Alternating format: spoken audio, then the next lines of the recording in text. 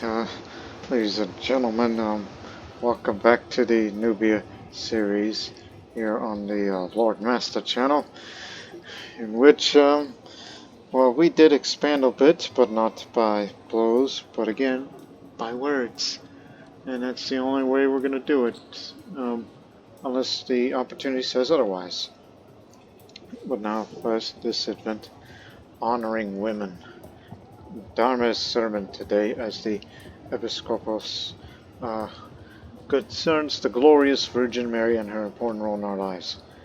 We Nubians, unlike those of many nations, Dharma proclaims, we always remember to honor the women in our lives, for it is through them that we are reminded of Mary's sanctity. In their very being, as women, we also carry this sanctity. Well, I'm a cynic, so I'll have to say I doubt all women are holy like that, which I'd be showing religious skepticism, increase my intrigue, but knocking down my monthly piety slightly. But the zealous fast won't like me a bit. Now for historical context. Throughout the centuries, women occupied a high status in Nubian society, even if the roles and rights of women changed in various ways over time. For instance, we have evidence of several ancient Nubian queens, but no evidence that women could become queen regnants in the medieval era. Yet despite this, queen mothers played a key role in medieval Nubian politics, and we have plenty of documents demonstrating that women in medieval Nubia could independently own, buy, and sell land and property, as well as be major patrons of Christian monasteries and churches. During the medieval period, in particular, the Virgin Mary and her role as the mother of Jesus Christ was used as justification for the high status of women. Even in the modern day, the now typically Muslim Nubians explain their customs that show respect towards women as being influenced by their previous Christian reverence for the Virgin Mary. I've been wondering about that in one of those episodes I brought up the fact about that I thought the status of women in Nubia, in the Christian Nubia era, might have been lowered, but no, they still hold them in high regard. But of course, that just depends on who's running the kingdom and its laws and all that. But the cynic in me says otherwise. What are you doing? Joining Elodia's war.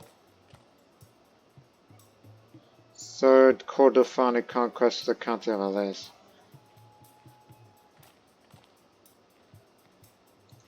We're all intervening. Very high now, flood. Yes, they're terrified of me and I have dreadful behavior as of late. Because I did some things. I want you to do a bit of realm espionage. What's their actual strength and how much gold do they have? Because since we took another part of their territory, which gives us a good number of levies, which are all fully reinforced now, that hopefully there will come a time where we need a claim on them, but just barely. And Pope Lazarus won't be around for long.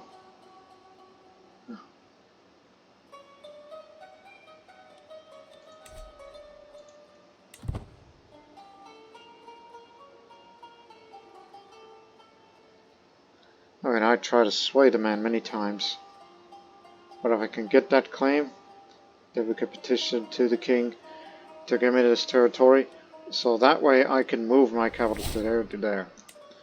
And the Pope has passed. He had an opinion of 47 towards me. Now, who runs the church now?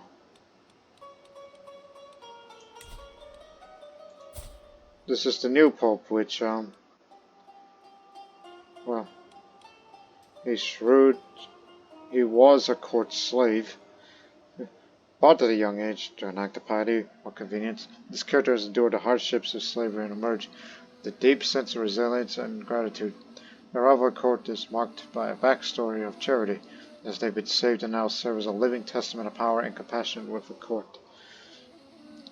And he's shrewd. And really young Pope, so he's going to be around for a long time.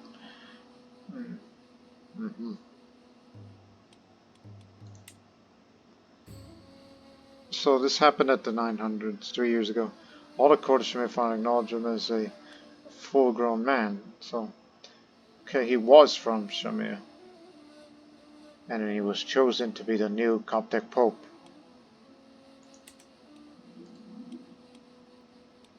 Let me compliment him. I don't know if his personality traits would make me want to give it to him. Will not accept. Okay. That swaying him will still be very difficult. If you can get him on the side. Unless you want to give him another courtier.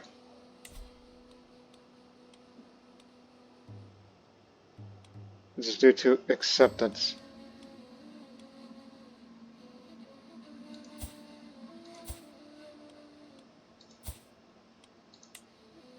Will not accept. They just want my very good knights.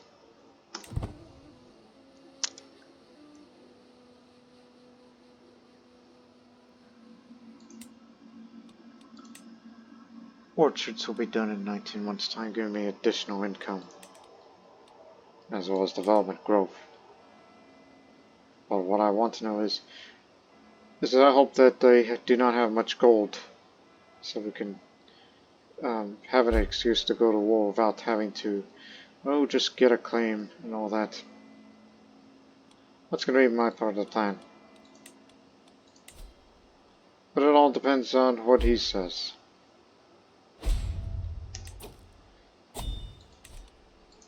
Okay, we're done with that. So, got the knights up to where it's desired. My counselor just died. Just don't have good counselors anymore of certain skills that I would like.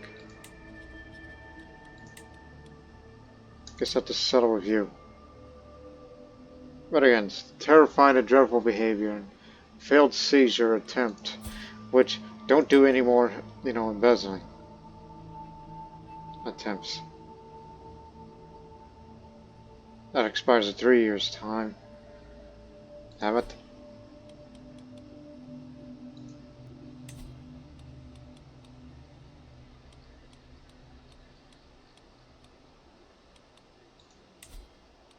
But I would love to get more of the special soldiers, but that will not do. Expanding its irrigation networks does give us a bit more holding taxes, which money is a bit more important these days, so let's invest in that.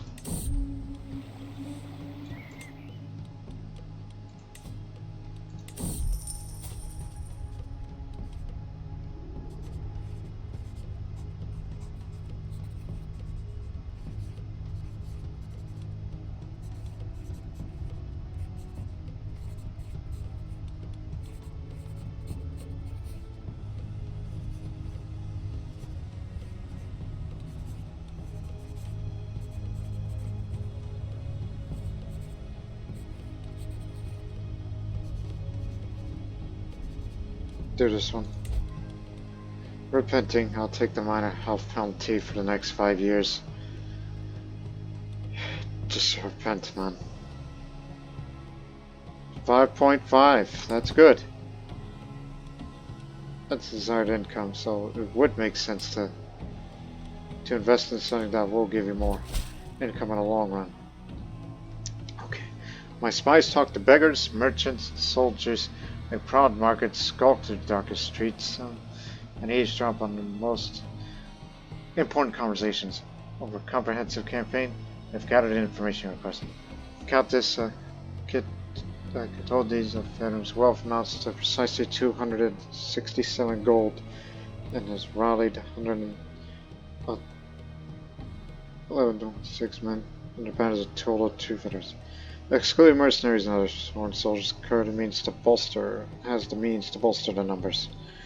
Okay, so war's not an option. She's got the money to hire mercenaries, but she doesn't have allies, so that's only if all my other allies aren't busy with whatever. So loyalty is appreciated. I have the information that I need. So yeah, war's not an option for this one.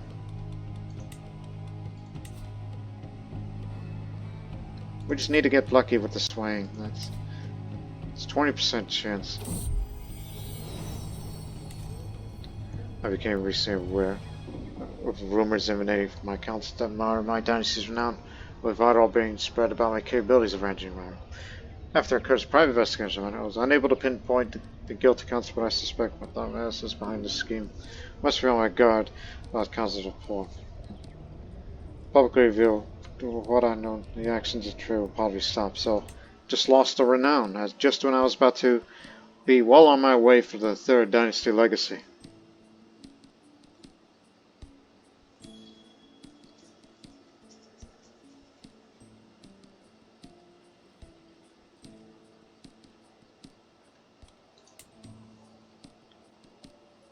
Yeah, the income of some of these places are just not good.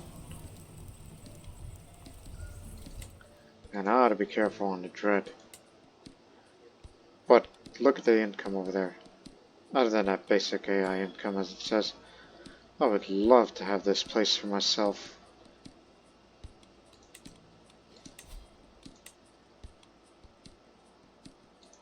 In 12 years' time, it'll be the 11 years' time, it'll be the early medieval era for the Nubian culture.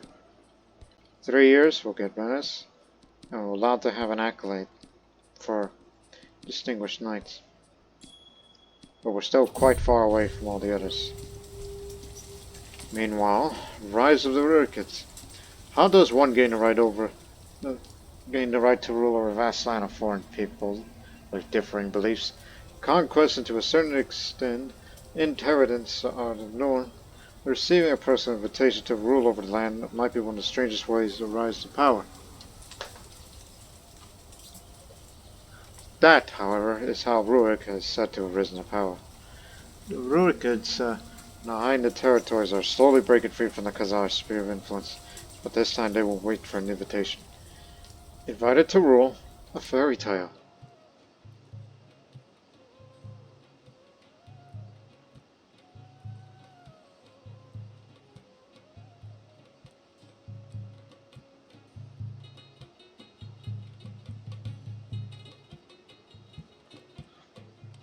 I fear we may have to do the alternative.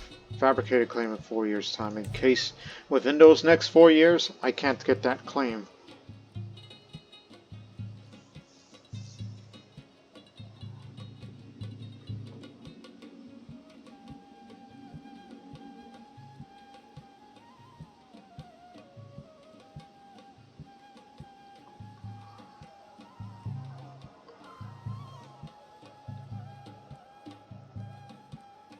And maybe to please the Pope further, I should become a pilgrim. Maybe that'll respect me more.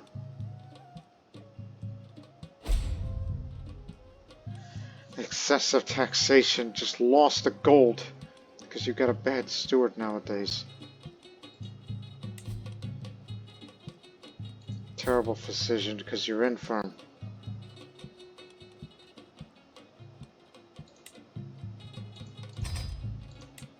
Got any better one? No. Maybe my wife. She's supportive of me.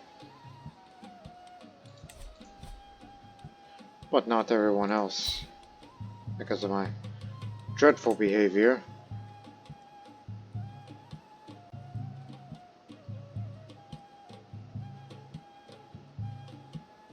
I've been getting plenty of health penalties lately.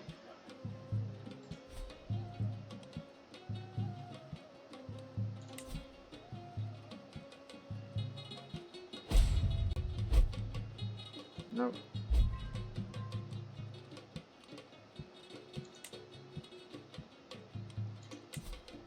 As I said, I wish I could give you, but I don't want to give away those great wars of mine.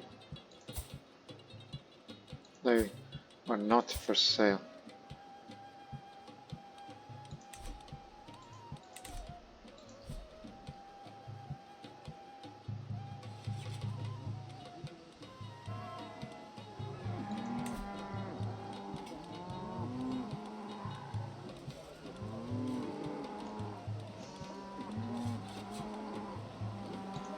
Pray to the archangels.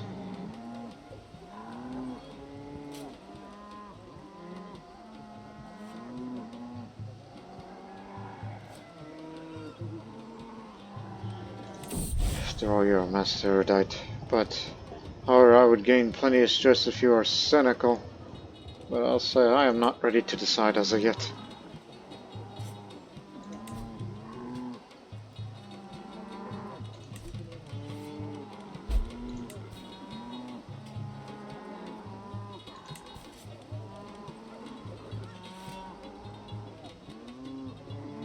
Resign all your titles is another way to abdicate, but, however, retiring to the monastery is a much proper way to abdicate, because that's a Christian thing to do.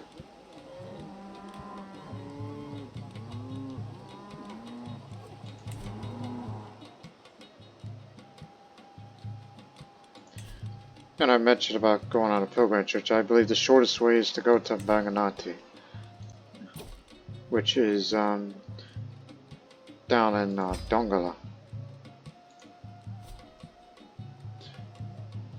I mean, it's the shortest way. Just let me see. Development. Renown. Which I could get some of that back.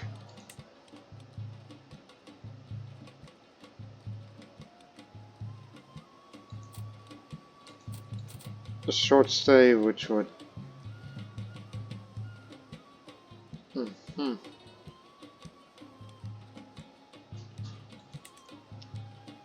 It costs a lot, so it's wise to save up some more. Now I'm slightly satisfied with this, what they're doing there.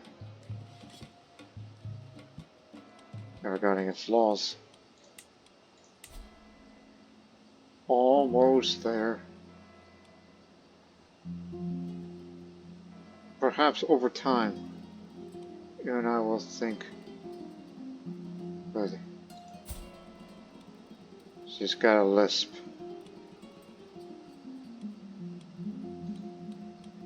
Just be glad I haven't considered fabricating a hook on you.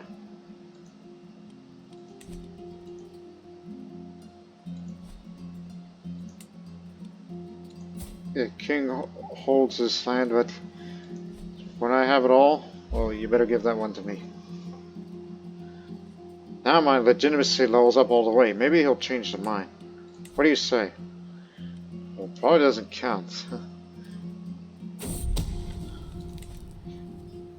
In a Sunday morning, while I was pausing to take a small rest, a minor dwelling in my domain with a small retinue, someone manages to pass by my henchman and daftly approaches me, poison blade in hand like a devil coming out of oblivion, yelling, "You will not forge any more claims, you rascal!" Our quickness of his approach could be hinted. He could very well escape with his evil deed done. Fortunately, my bodyguard is close by me. Nevertheless, I must fight for my life. Use the intrigue to maneuver yourself to a better position. This event started because you're attempting to fabricate a claim in a county. Certain traits such as callous, wrathful, vengeful, and sadistic increases the chances of this event. Being deceitful or a schemer reduces the chance of getting this event. Having a smooth operator perk. Your prowess and intrigue determine if outcome is mercy. 11% chance I'll die, and 25% chance that Rebecca could die.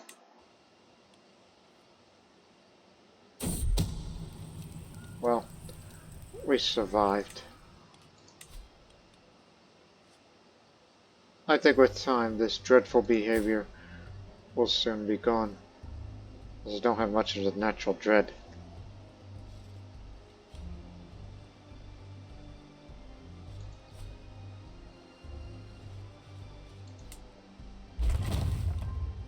Got my orchards, increased the income slightly.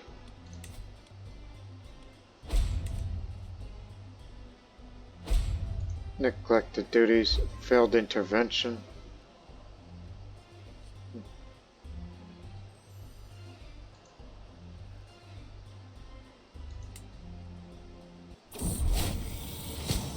Ill.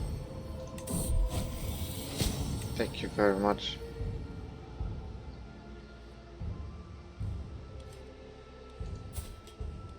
You only have one child, not Shakanda. After all, I'm a chaste man, so you're not expected to have too much in the way of children. If only I had another virtue, then I wouldn't be so cynical, would I?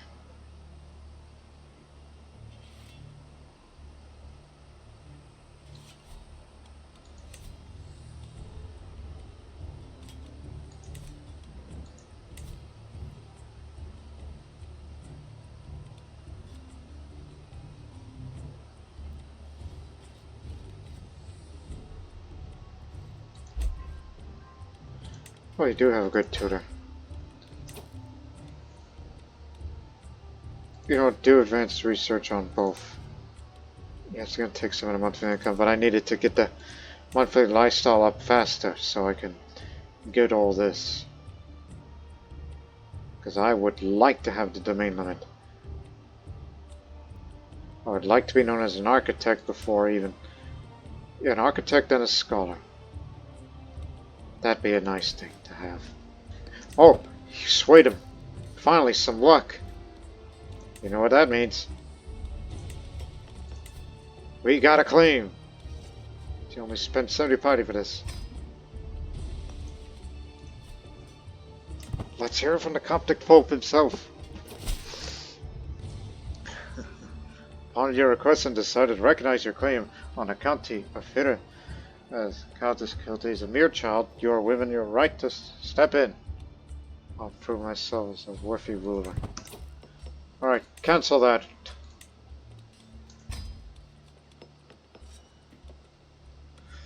Happy with this. But now all we have to do is wait until in 3 years' time. Then we'll get another piece of land. So for now, just continue your peace.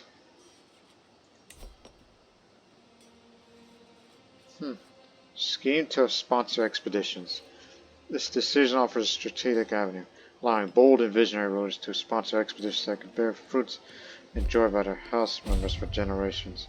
For a period of 5 years, you'll pay some of your income in exchange for success on sponsored expeditions. The larger the amount, the greater chance of success. The successful expeditions yield 30 years house monitor. Small chance of critical success bringing great benefits.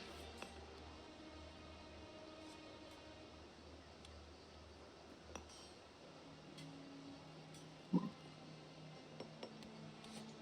shall see.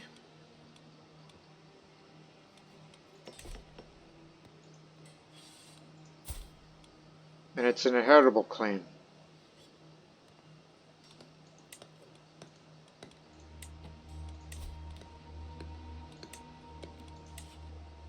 Oh, and Kabasha too? Do it. One at a time, please.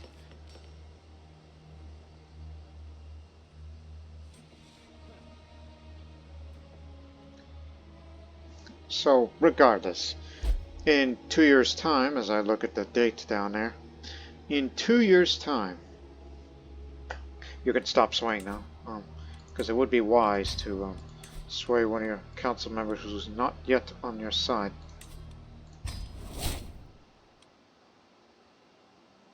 Especially your spy master. Let him first.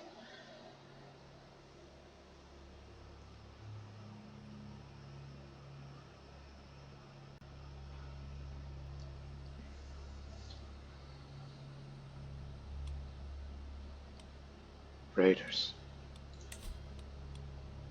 Where's the nearest university? Curious. Mecca, but that's hostile. The only friendly one would be... you either go to Venice or Byzantium. Look, hypothetically, what it would look like for a full... Oof.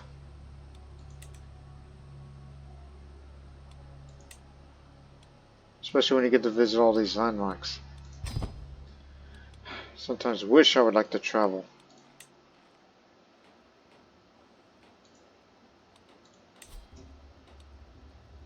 You're about to finally lose this piece of territory. Vladimir has been fighting a defensive holy war against Yemen. It's hard to beat Vladimir based on what we saw from our liege.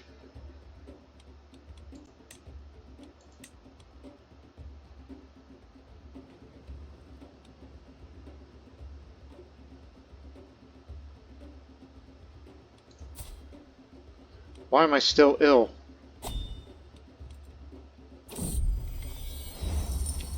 My steward, young Koda, has come up with a bold idea of assessing all property in my realm through a single giant survey, creating a definitive record of my holdings.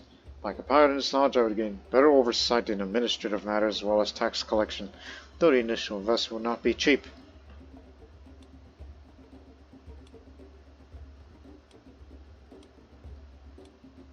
I mean, your income is pretty good these days, and in 2 years' time you're going to have an even better income when you have this. So I will know every acre, surf, and header lifestyle. A thorough assessment is expensive but will be of higher quality. Might gain a stewardship lifestyle effect based on a quality complete survey, control increase, and higher taxes for 5 years if it goes well. Especially high tax, it will be a hell of an investment.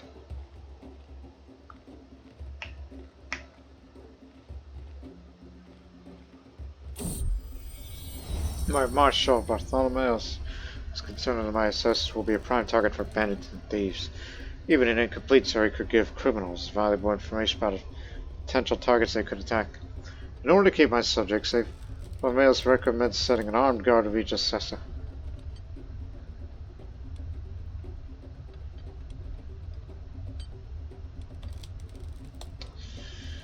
Ah, damn it. Send a knight of each group of assessors. We want the best results as possible.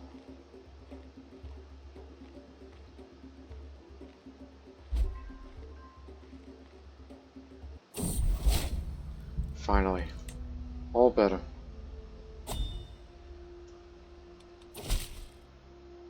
I was in for a rude awakening when the only people who showed up for my service this morning were your tax assessors. Wearing a stern looking officials waiting outside my door, there were many faithful cops from attending my service. While I'm happy to pay my dues, the affairs of the church are really a spiritual matter, not a temporal one, and your surveyors have no business being here and disrupting my service. I will use the scriptures to justify the assessment. 92% chance I'll convince them in the survey will increase quality, 10% chance I'll fail to convince, and it will decline in quality. I convinced them. Levy reinforcement rate up.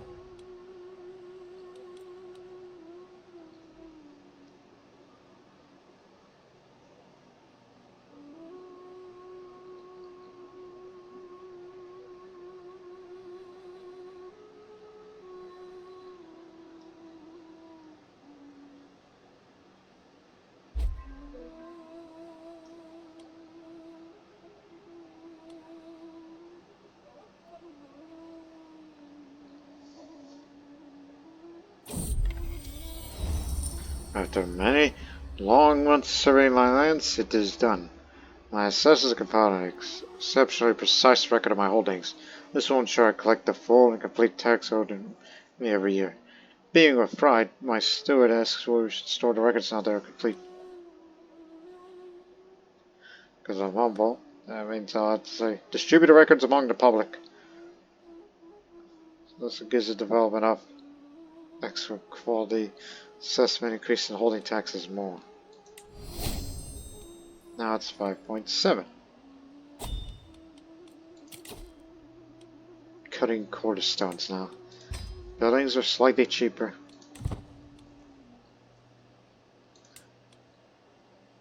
Even though there's not going to be much in the way of upgradable buildings.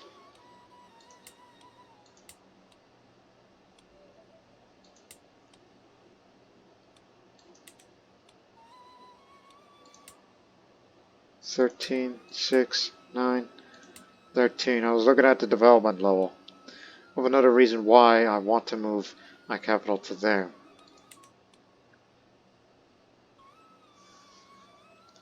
And we largely remain in an inactive period, fearful of going to war against anyone, until we acquire more land. More land means more levies and more taxes, and the more taxes you can use that to, increase the size of the strength of our military.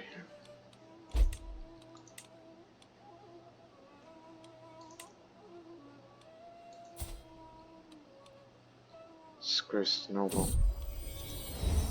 The wretched ordinances. A big issue was raised yesterday in a formal meeting with my vassals, as I presented my political plan for the development of the realm. I'm soon met by resistance by my vassals. All in all, they complained about my intromission in their private affairs and property. Unfortunately, I lost my temper soon the Defense of my position started to be seen as a great sign of tyranny on my part. So I found out my chancellor was present at the table and signaled his intention to help me solve the matter as smoothly as possible.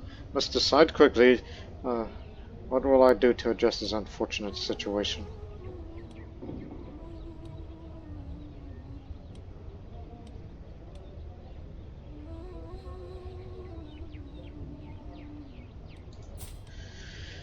Alright, let's see.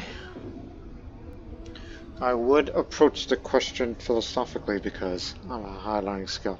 I'll try to hold my vassals a knowledge of the classics as well as to strengthen my intellect. Should you succeed, you will suffer a lower tyranny penalty and will implement your policies on your vassals' dominions. The chance of success depend on your good learning, yes, and you do have humble. That's good. Yeah, I think there's a good chance of having it. Nope, failure. You caused a foreign impression on anyone. You've done some tyrannical things and you lost prestige. Shakanda is loyal. Actually, you should go the path to stewardship.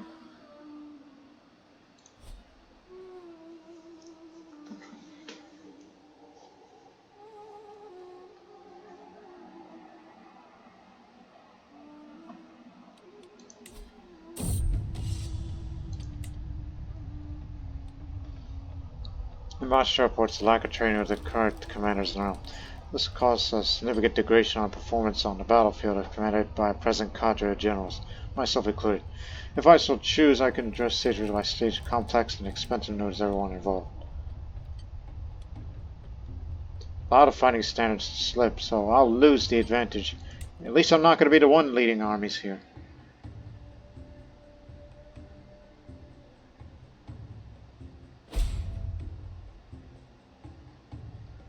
There's too much warning off now pastoralists by everybody. That's the reason why it keeps going towards Discord.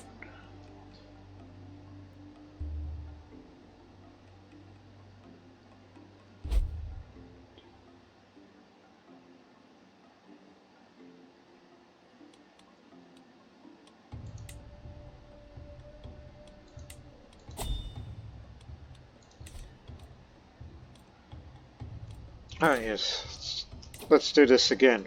Process routine paperwork. All because I don't want to spend too much money. And plus, gives me more experience in relevant traits compared to the other options.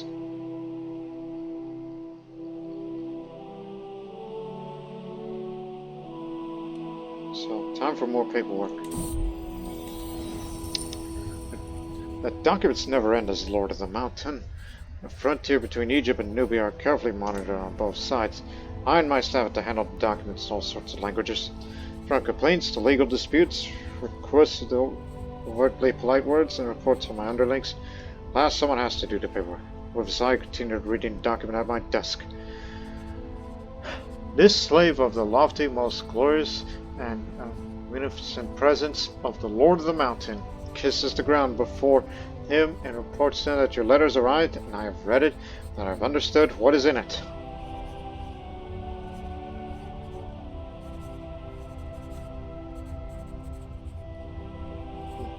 So, so this excerpt from a letter comes from a Muslim person to the Epoch of Nobadia and makes use of the obeisance formula, the slave kisses the ground, that is commonly found in these kind of letters sent to certain officials or rulers in Nubia and Egypt.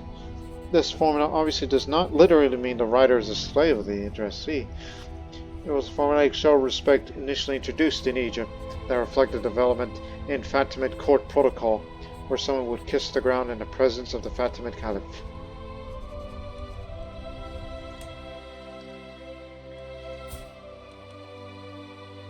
Oh, keep at it.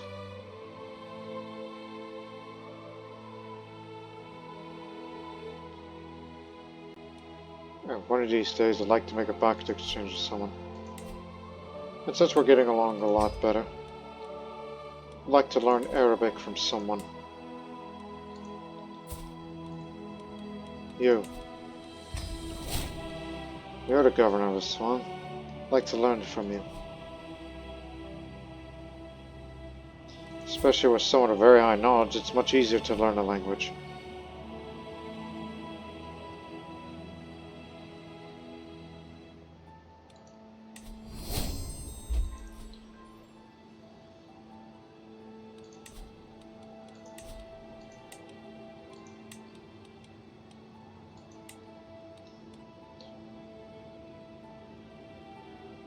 Ooh.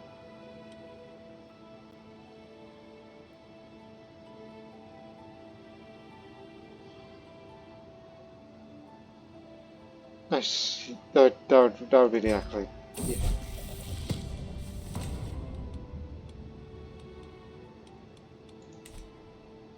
I like that. One more year.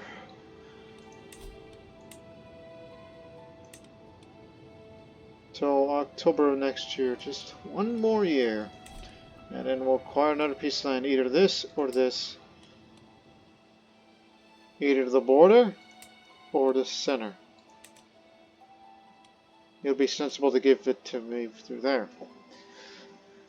And be prepared if you're going to give the king a hook or money or whatever. Or even change my contract. My feudal contract. This is something you got to prepare for in a year's time. As you don't have much money to spend. Even as much as I would like to travel to other places. But no, having up to the domain all the way to 4 will make it much more satisfactory.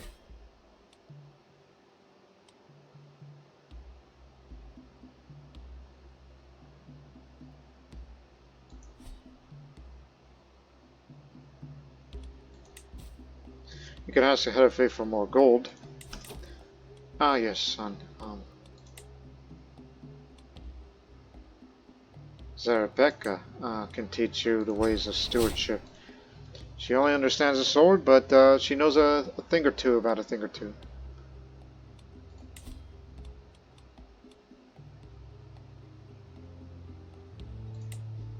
You could switch it up with this.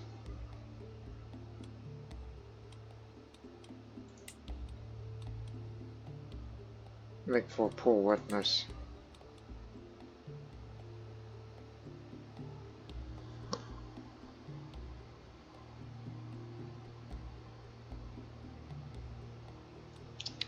Yeah.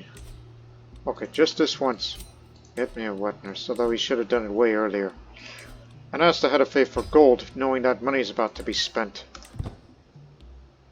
Some monetary transaction.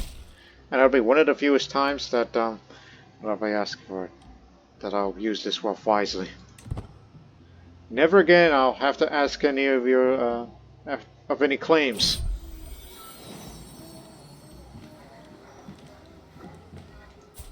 Right. Just a street urchin we found. Encourage competition. Children at court may gain intrigue or prowess skill, but at the cost of opinion of other children.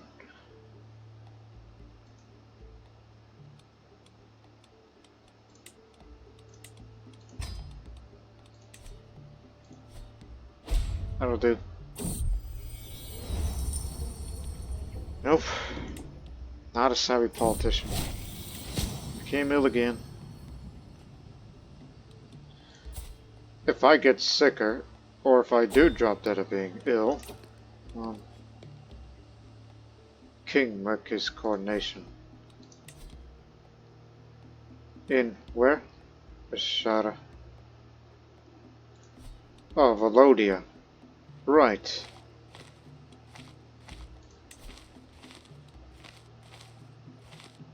And you two want to have a shot at them? Are you daft? You've lost a piece of your territory to Kordofan. They're encroaching your lands.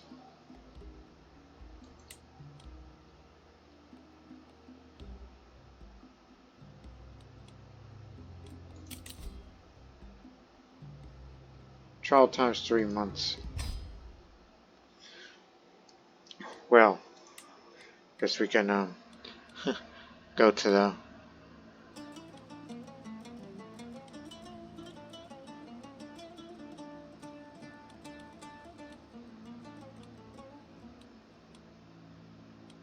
I mean, there's no danger, but however, after we leave Ashara, I would like to go visit all these other places. I have been meaning to, go to places.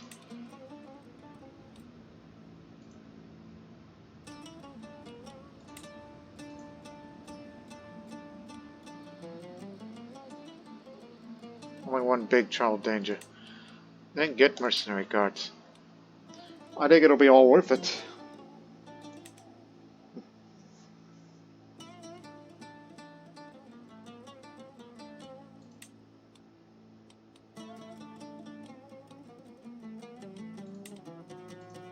Can go down there as well for another gold mine.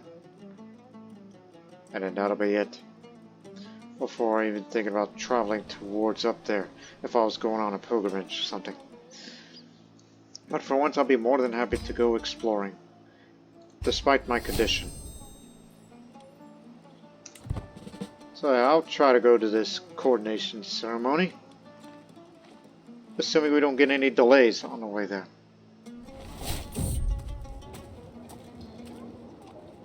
At the center of Hanek there's a large church with everything else in the city settled around it. As soon as we enter the holy building, the man comes running over. My lord, you look like a man of means. Would you be willing to donate our church? Scribbin, bowing, holds out his hand seriously. I see some minor work being done around the building. But it's not really enough to make it up for all the church's shortcomings. Seems time for me to move on. Just jump up a bit on the time.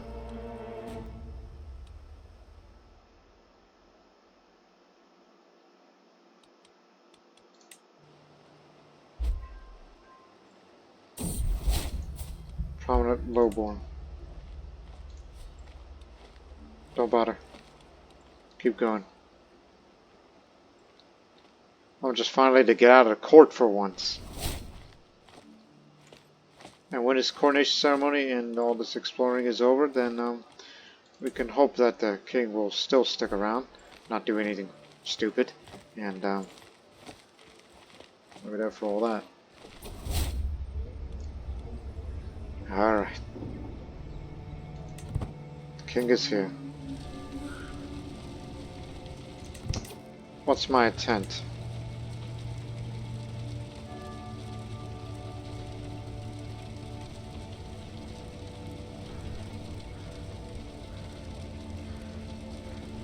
I mean, it's not my country, so I'll try to seize advantages. Try to secure myself some gold, prestige, or claims. I don't want claims, I want gold. Gold for during my travels.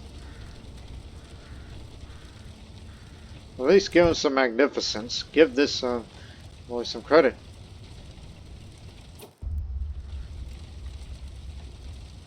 Good Duke, I turned. Fine king, like next to another one. You know I cherish you. It would bring me joy to help you. I here offer you the best of my women. Yes, it get all. My well-accomplished seneschal. Made this service part of the friendship between our houses. This is your seneschal who is possessed. No. Few as generous as your king. Gain a little bit of diplomacy lifestyle. As we pass through the barony of Ashar, but jubilant local approaches my entourage. Smile stretches from ear to ear. Adversaries offering a warm welcome. But the finer aspect of speech never lost me. Fate as it may, I wave my attendant companions and rejoice joyfully. I can hardly imagine a more excellent choice to practice my Arabic. Just a better one out here. I'm feeling rather feisty today. I'll attempt to engage how glad I've been able to be. 88% chance I'm engaged to be. Jump up that number of days of progress. Or I will lose some of that progress days. Got it. Jumping way ahead of time with this. All the guests seem distracted by the juggler's performances, the food, the drink, and the presence of other guests. Finally, King Merki seems to be able to join a moment alone. I need to talk to him immediately. I'm here for him after all. It's only fair I get something out of it. Gold is the only valuable currency. What do you think? I'm not greedy. Thank you.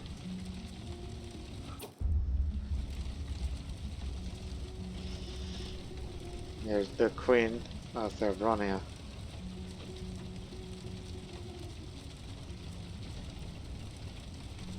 And I don't need his friendship. I mean, after all, he is my nephew. You know, you have blood relations here.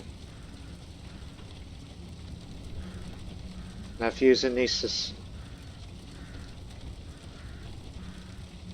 You know what? Let him be my friend. Because we're related.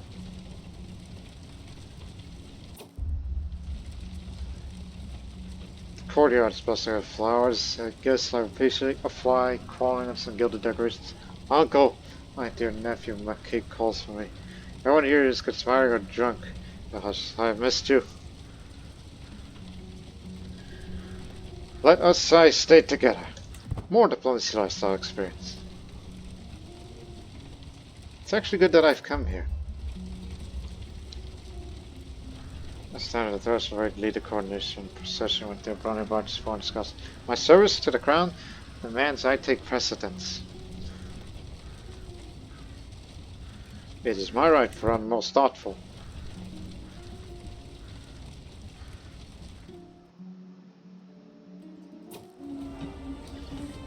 Yeah, we know this procedure. We've seen this before.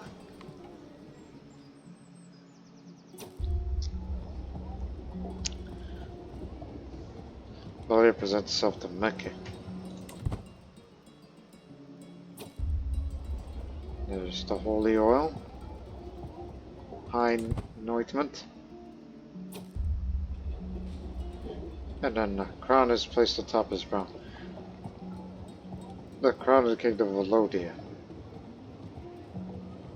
Created by this king who was around at the beginning. There you go. And then the queen's consort is still a wretched woman, I say. Guess she and I don't really get along. Compared to me and him. Because, you know, not in the family. Merki stands by himself from the crowd as over himself. A ruler must do more than defend his borders. They must make life worth living with them. I will guard the peace, tend the realm, and plan not for war, but for growth. We'll see he can live up to expectations. So he's willing to defend his borders. As he has failed at that. But now, let's see if there's any more advantages I can seize. Like money.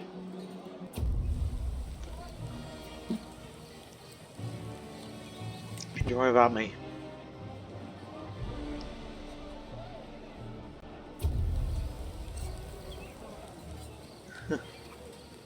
Okay, even though we kind of did get along, but I think we are now, again.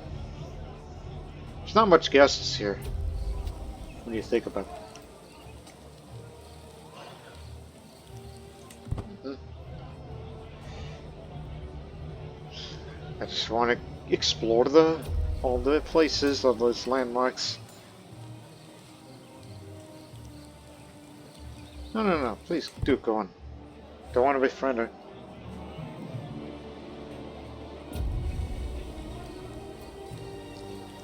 Face to an endow, find yourself deep conversation with my parents' acquaintance, no then. She inquires about my opinion of blessings around subjects deeply interested herself. Why, it's a subject that fascinates me as well. And we did become friends.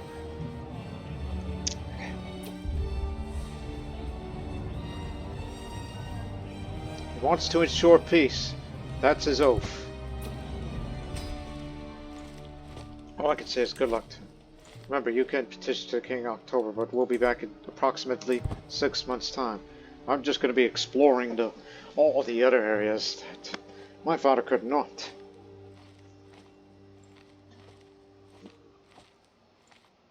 As well as gain some lifestyle experience in each and every one of those places. Under the starlit sky of East Kordofan, the camp is treated to an unexpected performance. My caravan master, Chrysanthos, surprised everyone with soulful melody, his voice echoing with praise for my bodyguard, Zerebeka. Zerebeka, thus standing, visibly flustered as the song ends, the sound of acknowledgement passes between them.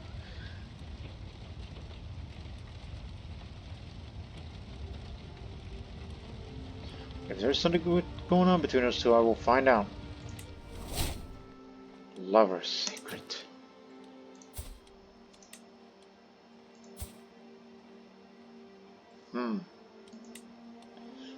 Well, don't let me keep you.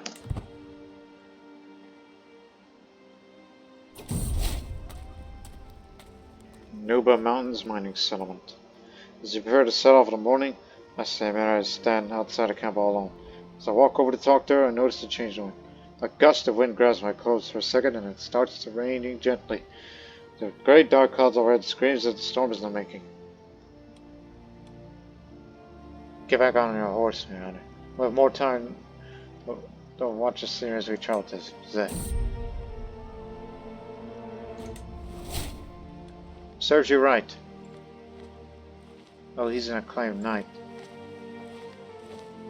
Wanted to do that because I don't want to pick up ill or have a sudden death. The salt room of the river has been falling for a while, becomes stronger now. Some members of the entourage talk about making a short stop, get some fresh water and rest their feet. There's a stone bridge in the path turns. A couple of men will rest with their backs against the parapet. One hits on the other side and points at our group. A third man comes up from the shore, and another looks up to us after spitting into the river. You know, says, this is actually a toll bridge. Bravely doing his suggestion. Rebecca, show him. Gained aggressive attacker.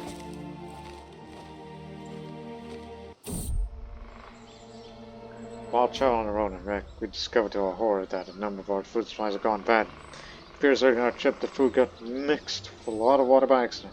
Now it's rather moldy. There aren't any tunnels nearby, so we need to forage and hunt for some food to hold us over.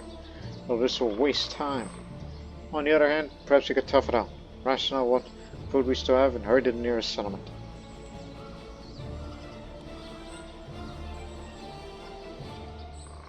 Let's take our time to forage and hunt.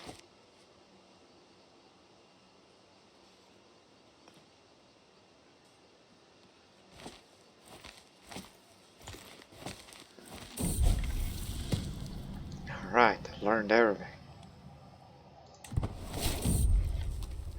Alright. Land of milk and fish. As I get up early in the morning, I cannot help letting out a old yawn. Stretching. Make my way out to tend to see that people are already moving about. I notice Marianne heading off to what looks like a makeshift fishing rod through all the noise in the bustle camp. Where are you off to? I ask her. She responds nonchalantly. It's a nice day for fishing.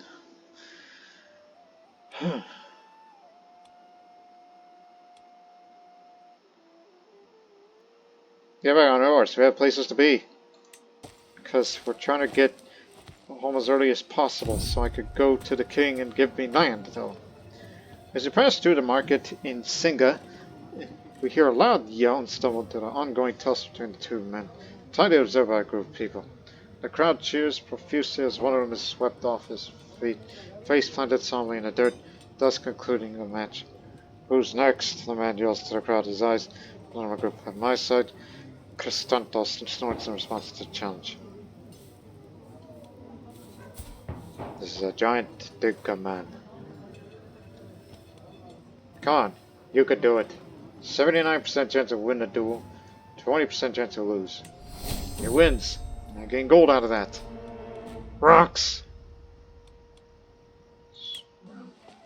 We got time for this bull. Oh, he's widely known.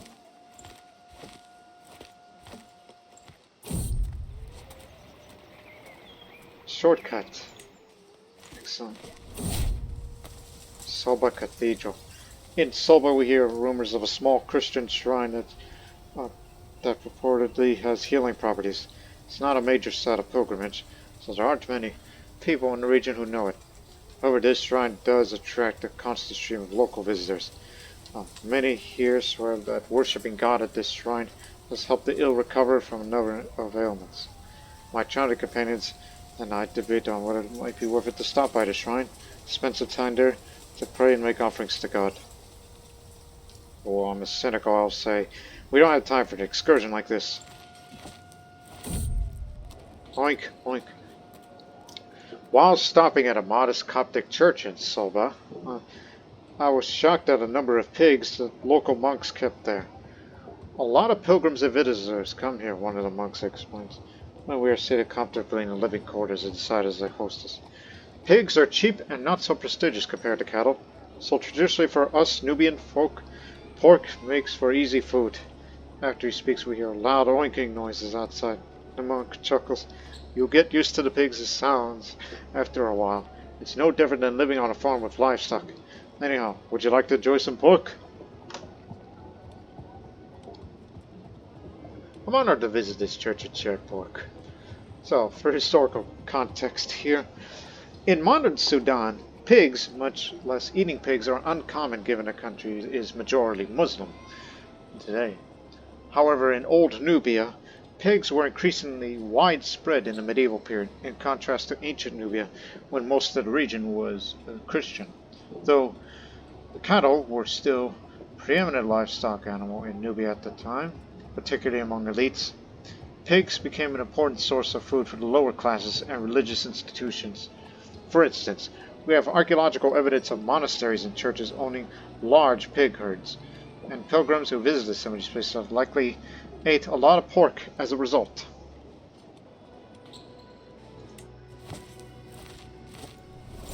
Ruins of the Temple of Apidamak. What is Apidamak? The once great temple of Apidamak honors the lion-headed war god and patron deity of the rulers of ancient Kush. Apidamak now stands in ruins, desecrated by looters. So this is an old Kushtic god.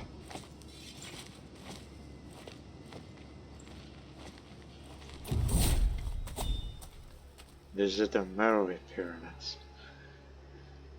It's finally time to wander the orchards of Abuab, and I grabbed the opportunity to do so. Dormant, yet still green, the trees wait for summer seasons. Suddenly, a high-pitched shriek pierces the air. I quick and I step only to find a peasant child below a tree. It trembles and sobbing violently. It would seem she made an attempt at climbing at the tree. Before slipping had fallen to the ground. One of the bone pipes protruded at a strange angle.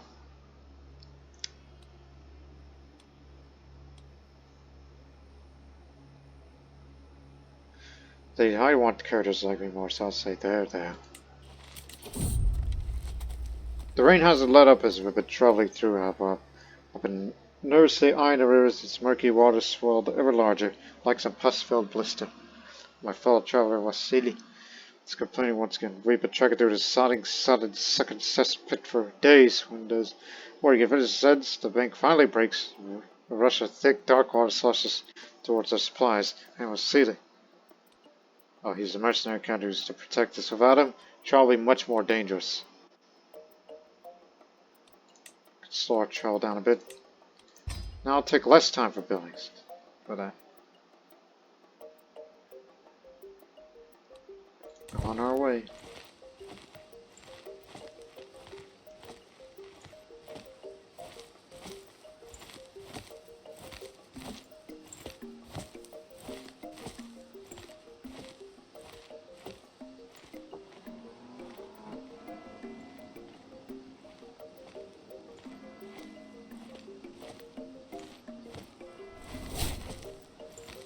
Kushite cemetery ruins at Nuri. The pyramids of Nuri were built over a period of more than 3 centuries, from 670 BC for the oldest to around 310 BC. Old pyramids. Old Nubian pyramids. Jebel Barkal, I know that place. Situated at the foot of the holy mountain of Jebel Barkal lies the ruins of the Temple of Amun, once the site of coordination for rulers of Kush for centuries. Now stands in ruins, desecrated by looters.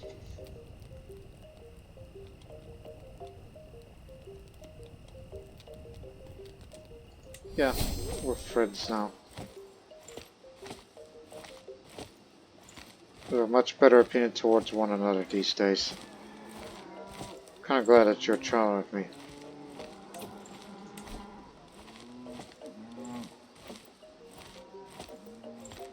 I don't see how this is different than, seduce even though I'm chaste, but enumerate then. See how she responds. It's been a while since I've bettered my wife. I saw in her gardens the companions. I greeted them to speak right of her. Meeting in, I smiled slightly. It's just spending some time together.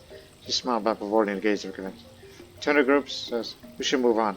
Merki has more important matters. That's why we were best me. Seems kind of on being together. It seems the Dutch is keen on spending time with me alone. How should I get her alone?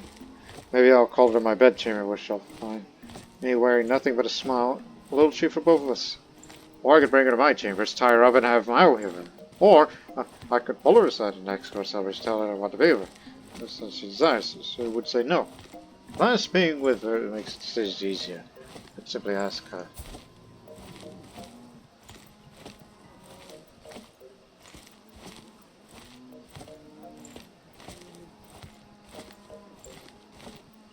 But I'm married to her, so I'll simply ask her. Use prestige, you'll probably be with consort. 46% chance plan succeeds, 52% chance partner agrees, 1% chance refuse. You want a child with me? She asks. A voice tingled and makes a surprising resignation. Fine, but be quick if you must, she adds with a slight roll of her eyes. The knight is functional rather than passionate, but focused squared on the task at hand. In the months that follow, a sense of obligation rather than joining our actions, to countermarking a practical rather than emotional connection to you. If that's the case, move to the bed. 70% chance nothing happens, 30% chance might be pregnant. But nothing is guaranteed these days, you know. I like how we did that while we were traveling, but still. Hey, are you available? Yes, he is. Excellent.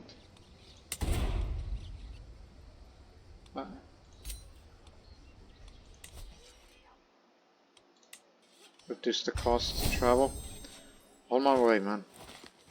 I couldn't help but notice that that court of yours.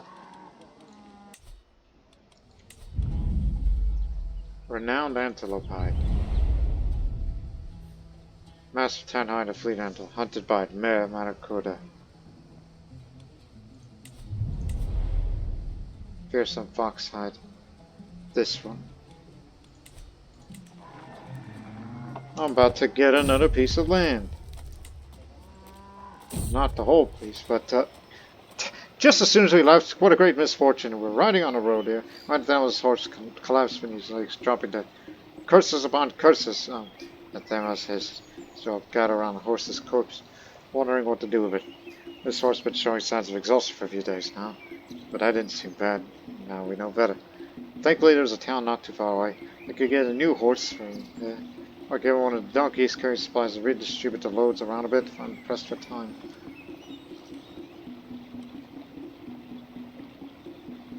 You could ride a spare donkey. The name of Archangel Michael. While resting at the village of Cosmopolitan, the village elders, whether because they were honored by the presence of someone like myself, or because they were a gregarious sort of people, took us on a tour to the settlement to explain their way of life and how things have been going for them. During the tour, I noticed several villagers carving into something in their houses. The boys over there are carving the name of Archangel Michael onto the walls of those newly built houses. One of the villagers' elders, covetingly explains, with a wrinkled smile on her face. Whilst you notice my curiosity, we Nubian villagers are mostly illiterate folk, but we're good Copts who pray to God fervently and know that the archangels will protect us as long as we invoke their names. While I'm cynical, I'll say, interesting. Please, let's proceed with the tour then. Gain prestige. For historical context, in medieval Christian Nubia, the cult of angels was immensely popular. It is attested through the large corpus of inscriptions found in archaeological sites throughout the region bearing various archangels and saints' names, such as on the walls of buildings, tattoos on human mummies, and pottery vessels. Egyptian sources also make mention of such Nubian customs. Invoking the names of these religious figures on these services was believed to be a powerful weapon in repelling evil forces.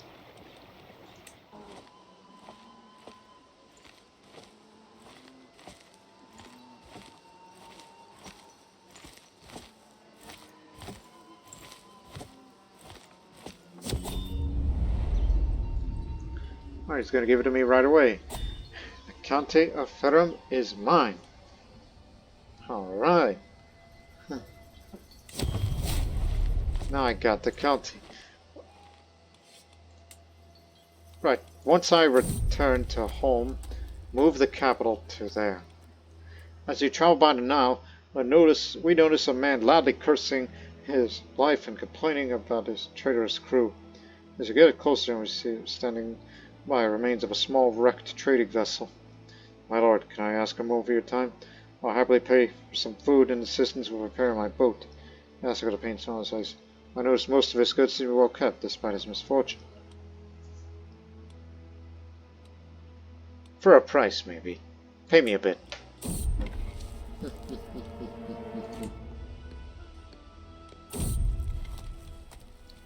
Rustic matrimony. Passing through a remote village, a gathering of peasants in the distance catches my eye. Before the small crowd, under a ramshackle that is painstakingly covered in a variety of wildflowers, stands 3 figures: a man, a woman, and what I surmise is a local priest. Whilst the wedding is nothing out of the ordinary, the joining of 2 souls is always seen as a momentous occasion by both the common folk and nobles alike. Perhaps I should act accordingly. What the hell? Because I'm cynical, we just killed them both outright? What the hell? What for? Now look, I'm not really a killer here. Other than, we executed this one man. Act accordingly. Let me see, one's vengeful and the other's cynical and the other... Okay, actually take them both. Take them out.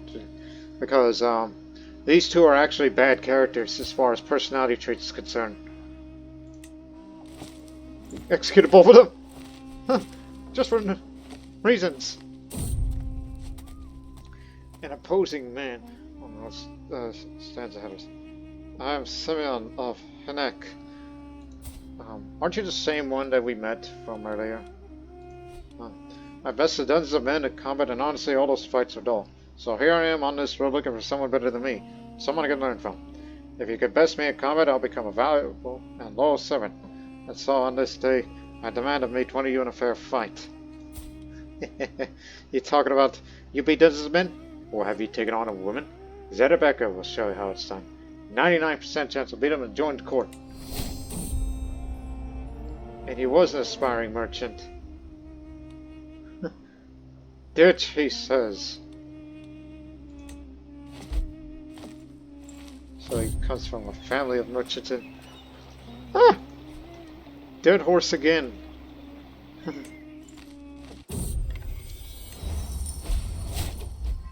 Okay. Wife's fallen pregnant. Oh, excellent. Now, let's move to our new capital, the realm capital. And away we go.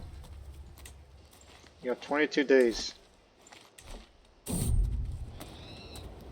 Oh yeah, this place, as we leave Zeh for good, this is another area where the village elders are carving everything.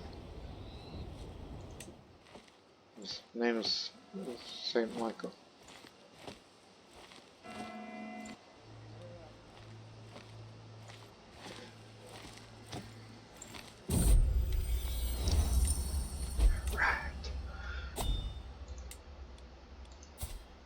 Yeah, just a fellow vassal now.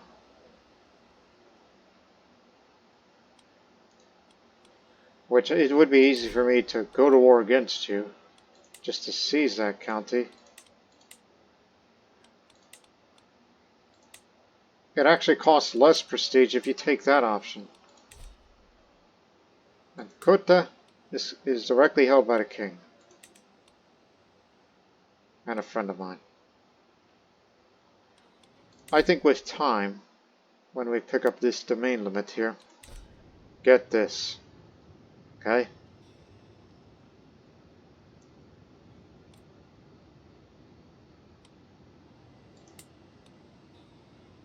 Confusing bookkeeping. Ah, damn it. Just as I thought we were looking for a good place to be in, but that confusing bookkeeping is cost that. Yep, the home of St. Mary's Cathedral. Central Cathedral of the Bishopric of of Cosmopolitan, also otherwise known as Silimi in Old Nubian, Compatibility Patch. Famed for its magnificent wall paintings of the Cathedral of Our Lady, also known as Maria Pagodas, Central Cathedral of the Bishopric of Faras. You can upgrade this if you so wish.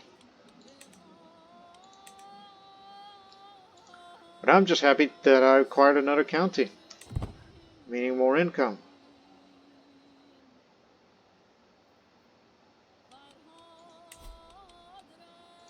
And I'm actually more than willing to go on a pilgrimage, like somewhere to the north, like St. Catherine's Monastery over there in the Sinai, so I could visit all these places that will give me stewardship in return.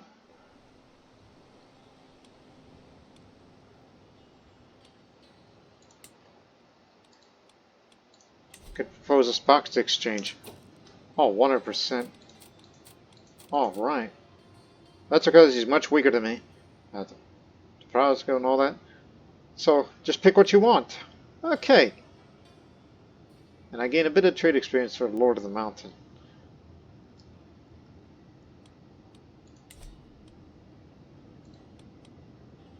Yeah, please do. Just wanted something out of it, so... Let me see what I need.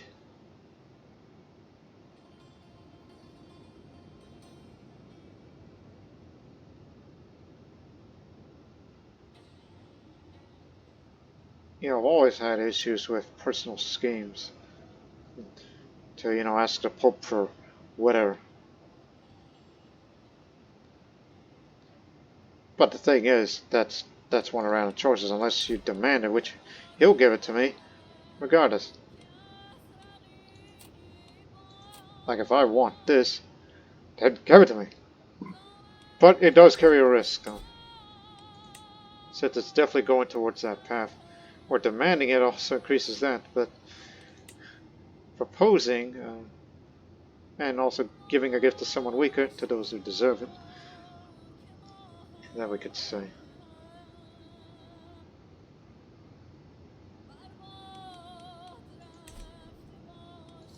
So let's just propose this exchange between us. Guess you're a bigger entity now.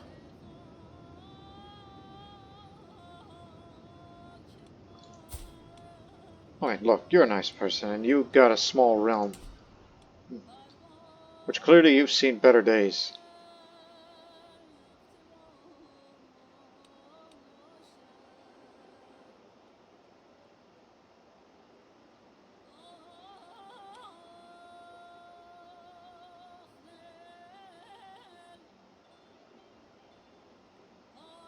Oh, I noticed your development is great, so let me give you some medals. Propose the exchange, and we'll hear back from them in a moment.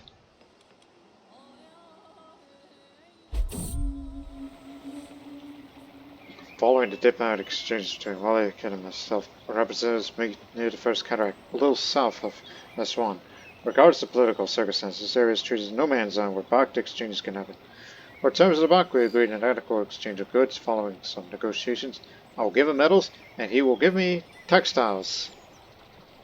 And so peace will reign between us, and hope these intentions are genuine, that two sides continue to show mutual respect towards each other. May God protect our peace. So we got a bark truce. If only we could do that with the Overlord himself. He'll like ebony. But of course that's going to require some spending again.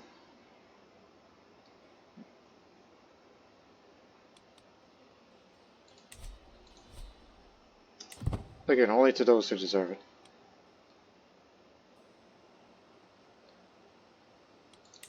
Move rally point over here.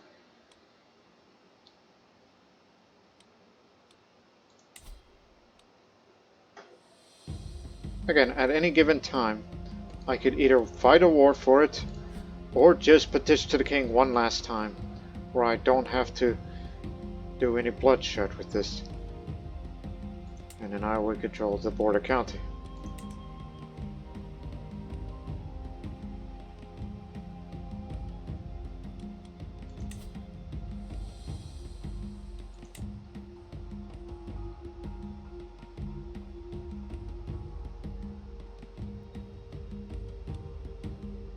Our character's really that callous.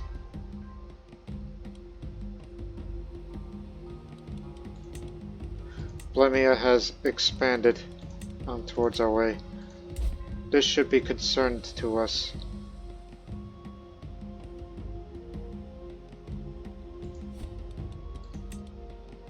Because these guys seem to be hell-bent to try to go this way. Don't be afraid if we wish to intervene, if should there ever go to war, especially a defensive one.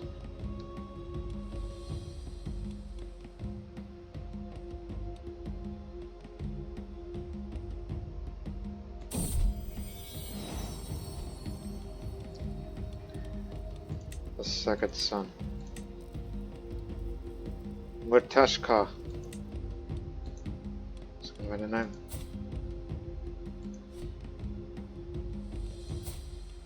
Which means under petition rules, land's going to be split.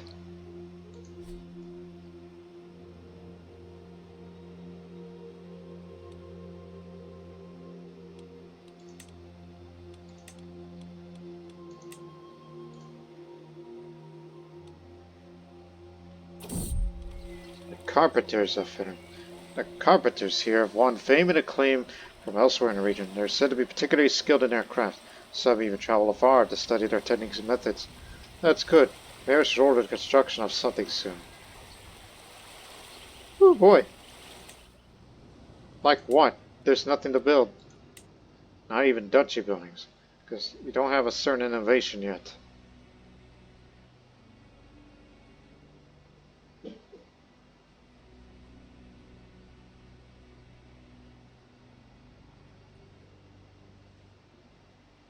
Additional building slot. That's tempting. All these things. Structured layouts is ridiculous. Not a reason why. Can't be building much of anything.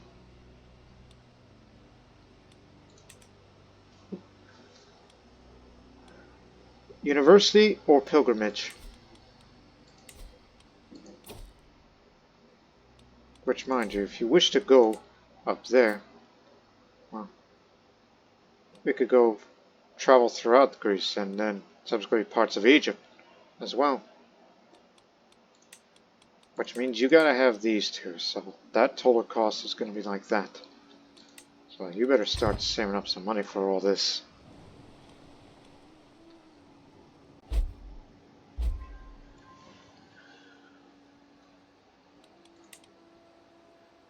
The main tax is up for this year. Excellent.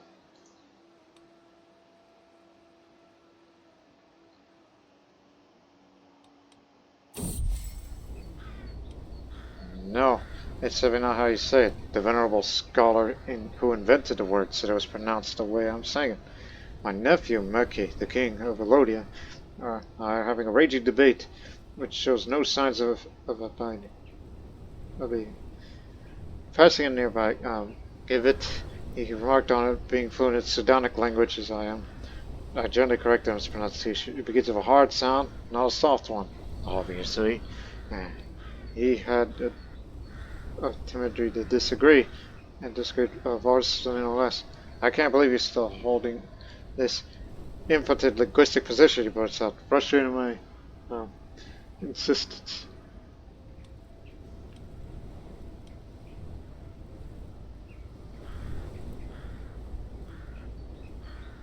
It's give it, and I'll prove it.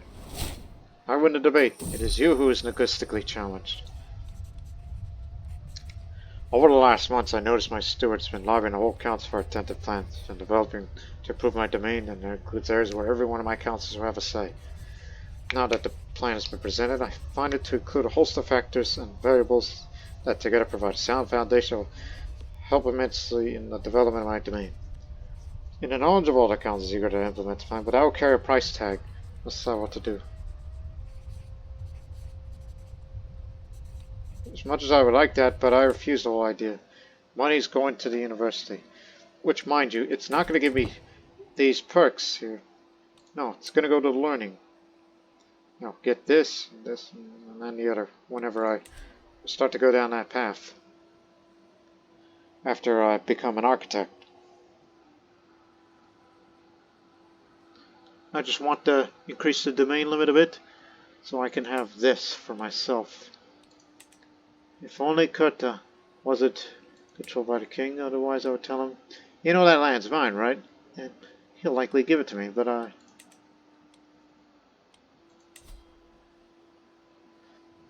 again, it's these guys you gotta watch out for.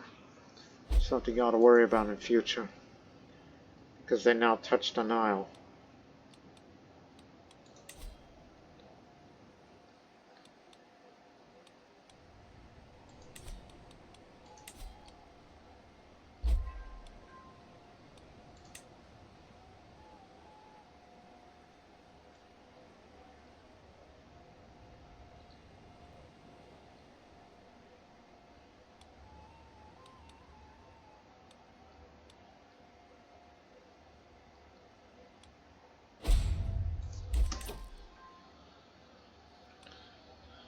New realm priest. He's 17. Awfully young to be the episcopus.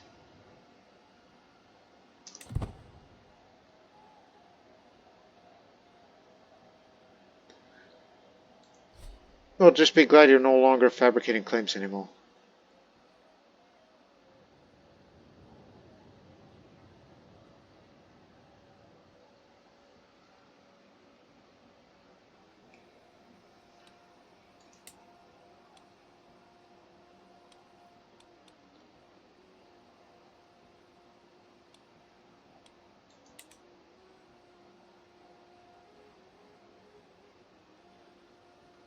No, over 300, but just save up for at least 20 more gold before we go to the university over in Constantinople.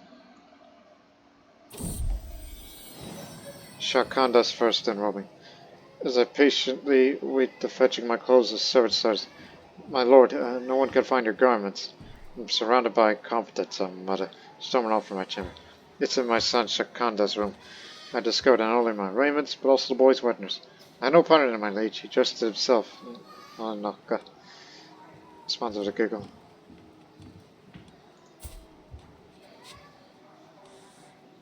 Little scoundrel. Picked up content.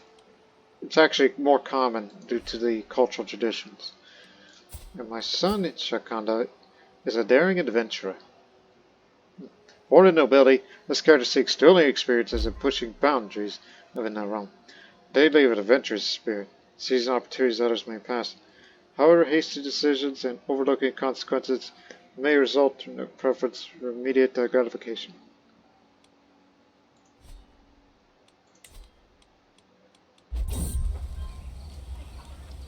Power vessels I've gathered. It's not worth my time. Whatever happens to the realm, happens. Okay? I'm going to Constantinople. Study hard. Bring this and this. Oh boy, here we go.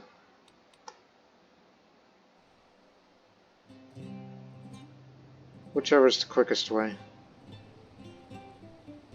Be passed by the pyramids. After leaving Byzantium, we're gonna go visit all these places.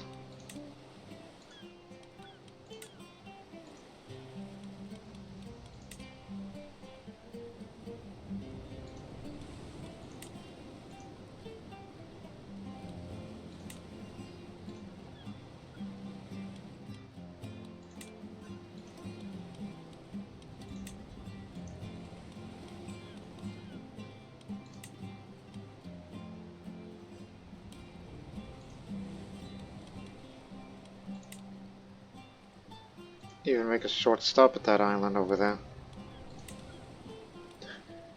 And then we swing around back. Get more concerned about stewardship lifestyle experience. Just find the ones with ease. And also a bit of learning too, because you need that learning lifestyle experience.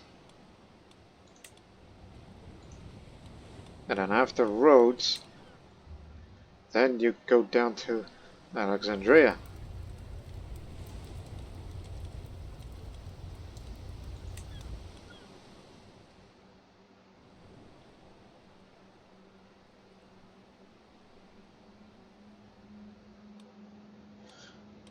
Actually, we're good from there because I would like to do a pilgrimage of St. Catherine's Monastery, which will be traveling on this side of the Nile and through there and all that. Visiting all these places. That'll give me even more lifestyle experience related to stewardship. So, let's go. And when we're back home, that'll be the end of the episode.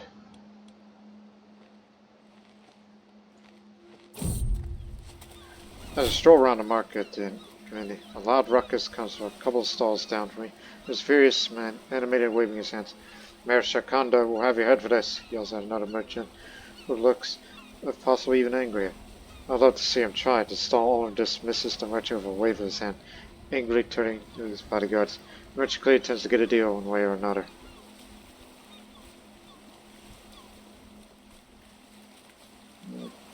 I'll watch the spectacle.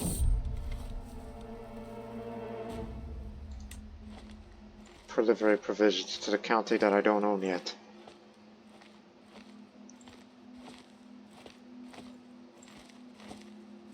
Be glad you're fluent in Arabic in case you get lost.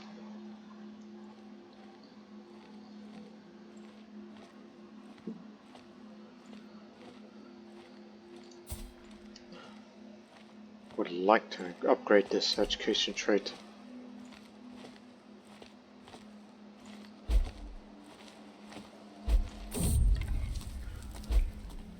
In the silence of Banasa, where the hot wind sculpt descends, the soldier watchtower stands vigilant.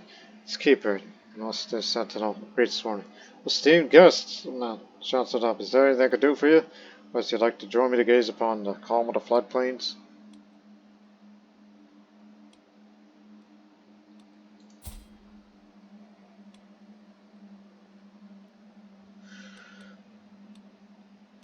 Perhaps you could be our guide in these lands, because we need to increase our safety here.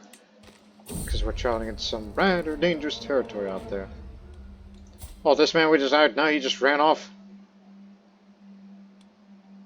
I'll find that man myself. And that we did. Slavery is banned in our country. Moderate planning for urban planning. Absolute purity.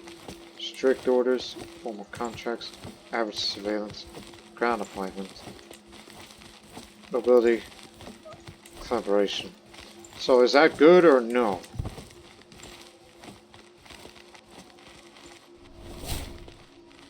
So ban slavery means it'll take even more time to build buildings.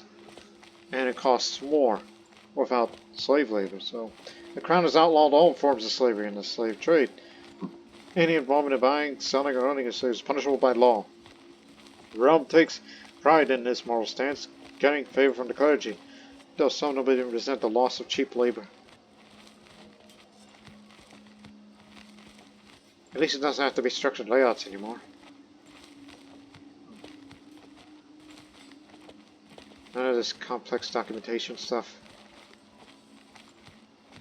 Absolute purity. Strict orders. Hard surveillance. I like that.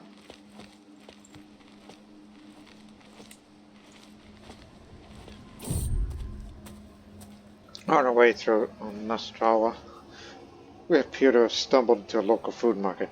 Everywhere peasants and nobles of every culture and tongue clamor around exotic food stalls, air thick with fragrances I never had imagined. My nose is drawn to a lowly stall stuck with a dish I could only dream of, pulled out of my haze by a halting grasp of Zerebecca. Don't waste your hell on this level. Bull's the steward for peasants. We have much finer foods at home. Can't believe I almost ate that garbage.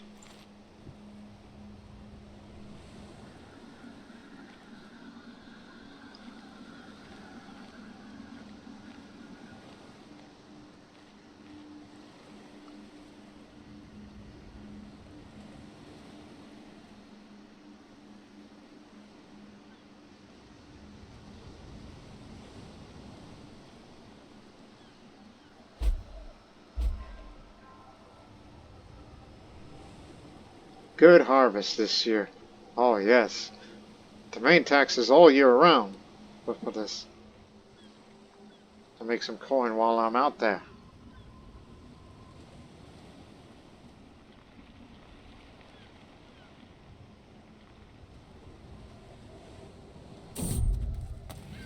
The sea is calm and forgiving today. Still as a boulder and a powerful wind are back to boot. It seemed to be an easy day for the rows below. Then I spot a mangled corpse of a ship buried nose first on jagged rocks just ahead. There doesn't appear to be any survivors, and the rocks would be no trivial thing to navigate. I feel compelled to go and investigate this mysterious wreck. Let's investigate. You find nothing. Absolutely nothing.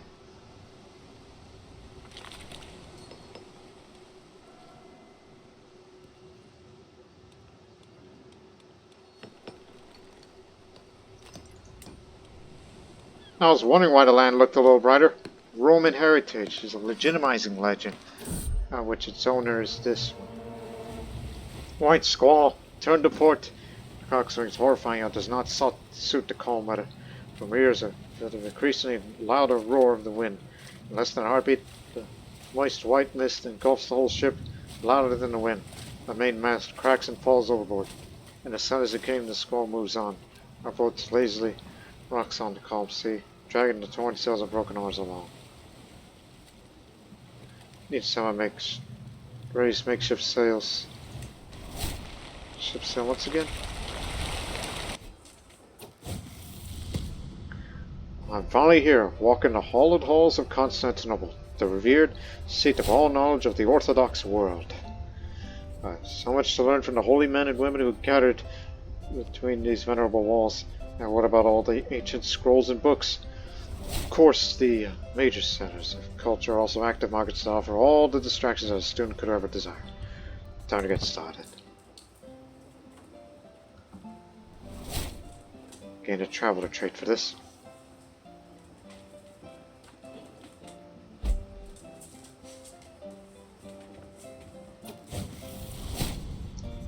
The halls of the University of Constantinople often echoes the debates of students and teachers, some which escalated to notorious rivalries like between Taberna and Ethnicities. On the final today, they are as usual screaming at each other trying to prove whose field of study is better equipped to discuss what geometrical shape is more apt to represent the divine. Something less usual, however, is that they notice me, approaching and ask me to take a position.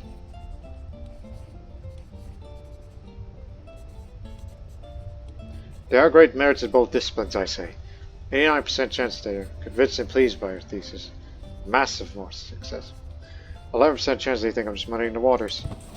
And they're unimpressed. Damn it!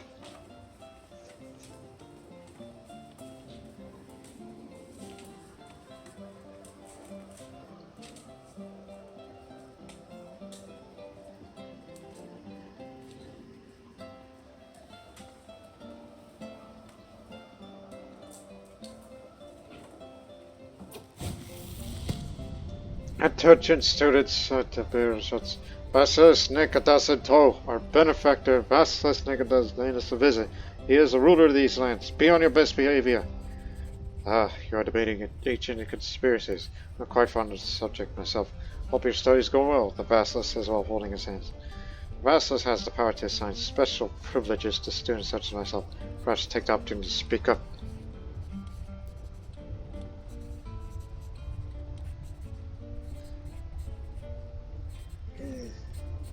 Please accept this humble gift.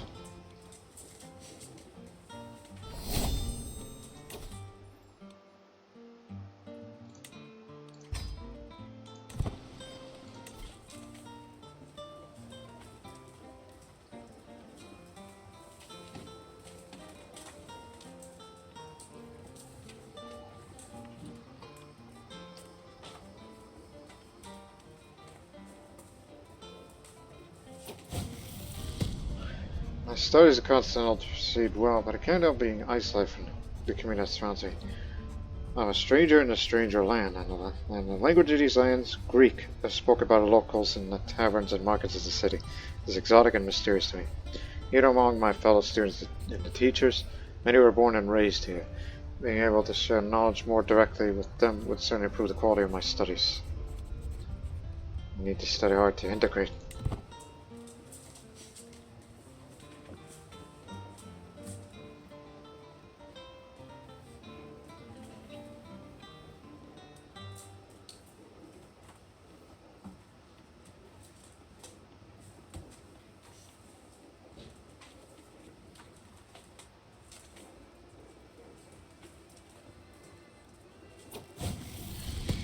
Universities and centers of higher education are always a bustling hive of socialization. In these hollowed halls, students are all peers and all apprentices along the road to knowledge, which is why it can be helpful to make friends and feel part of a community. These are at least my first thoughts when Courtiers approaches me. The smell of meat on his breath. Join me, my friends, Merki. Roast the might of a duke by downing more cups than anyone else, and we shall consider you one of us. No thanks.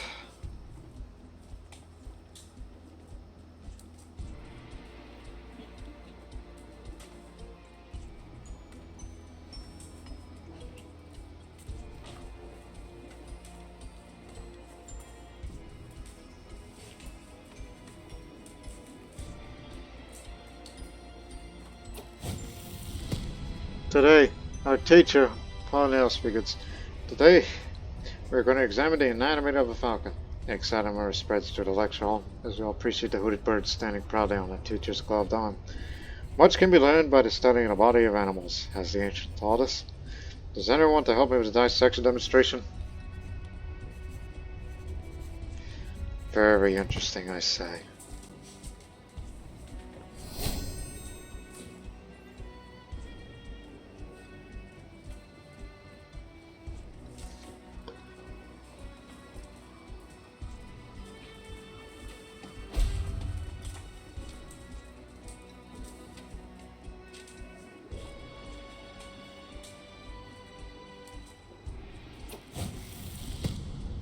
I'm leaving class today with a deep, thought-inducing class my demos. My church is drawn to chaotic laughter and screaming coming from the other side.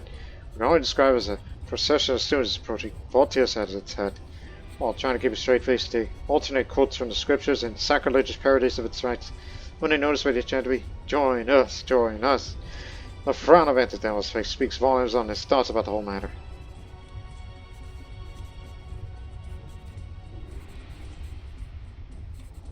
Maybe next time. Which there won't be a next time, so studiousness wasn't that good of an experience, so it's kind of limited. It's been such an amazing experience. When I left, I could remember a number of wise men that studied at Byzantium. The Debutantes thinking that their research as being part of the same environment made me a much better person. When I newly gained knowledge, I could make my way home very satisfied. Well, I only gained one perk out of it. Plus one learning. Inventory artifact. Sturdy guide to the esoteric. An elegant tome that shows a modest understanding of mysticism as it touches upon subjects such as the use of insects and chants. The cover is ivory that's recorded to display a repeating image of eschatological scenes. I'll put that on since I don't have much in the way of, all that. Different faith and opinion. Makes trading with Egyptians much easier. With the Pact agreement and all that. Fields of Heraclea Perentos sought to behold every crop and bloom, every leaf green, every stem motionless. I quickly tracked down the sources of identity, spotting a woman in the field, seemingly holding a lecture to some sort of gathering of lessons. Needs Mistress Epiphania. She noticed me in the distance towards my direction. My knowledge of gardening is vast. Yes, incomparably vast, so stay a while and listen. A duke doing gardening? You've got to be kidding me.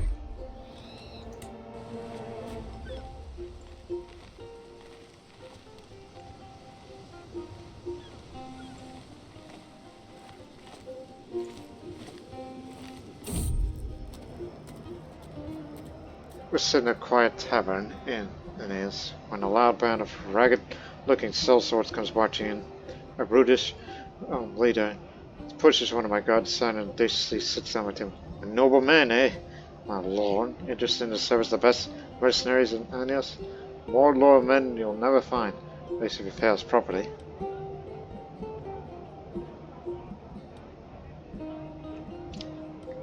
Why, I got a perfect job for you. Is that Rebecca? Sure. She beats the bandits again. Which, mind you, the old age is beginning to catch up to her. Fortunately, I learned Greek while in the university, so we'll be there fast enough.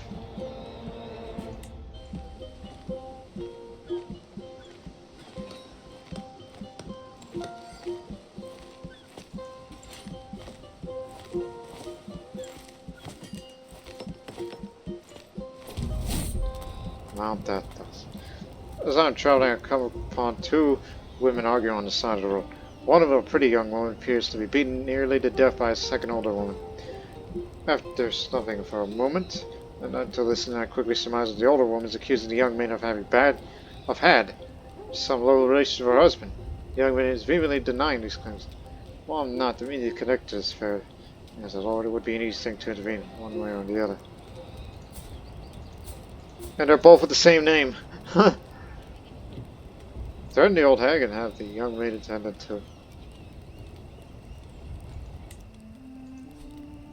Meanwhile, most of us have gone to sleep for the night. I still find myself seated by the campfire. What's wrong, Mariani? That's just down next to me with concerned expression on face. At first I don't know what to say, but as I start talking, it just comes out naturally. All my stress, my worries, my day-to-day issues, I just keep thinking about the time when my father, Merki, ate some poisonous plants by mistake. I can't help but wonder if I should have done things differently. What about you? Maybe listener Charles would like to know.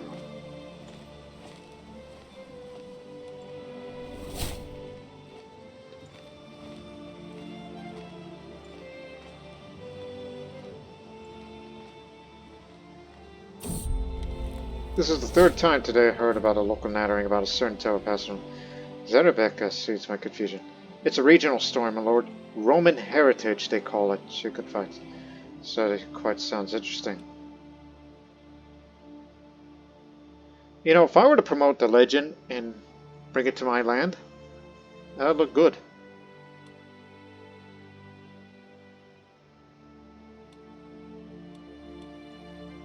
Why not? I will take up this tale. Yeah, I'm going to promote that legend of yours. But let me see how widespread that legend actually is.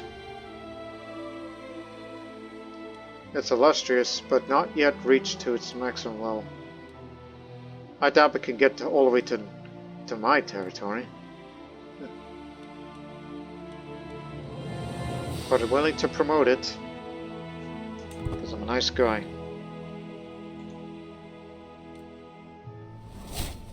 Visited Mount Olympus.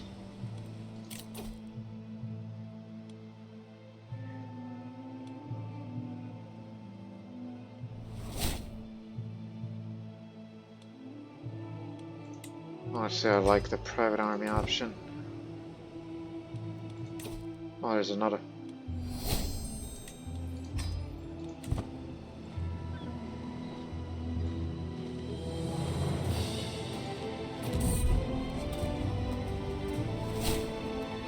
The high altitude and brisk air of Now Patras has a very refreshing qualities which traverse the local hill fort.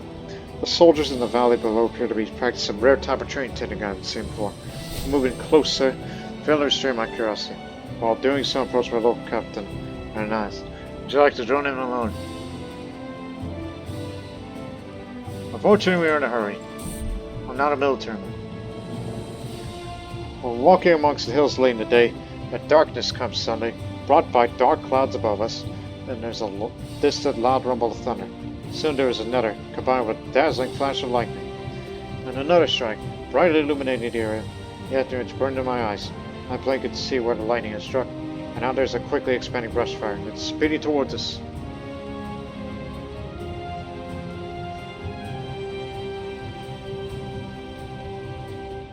Point out the fire before it spreads too far. The fire is stopped at the cost. And injured again. We come across the ancient ruins of Zetuni, which weren't the most spectacular out there, I'm sure. but they weren't that large, so we couldn't camp there. Yet even so, they were quite something to see.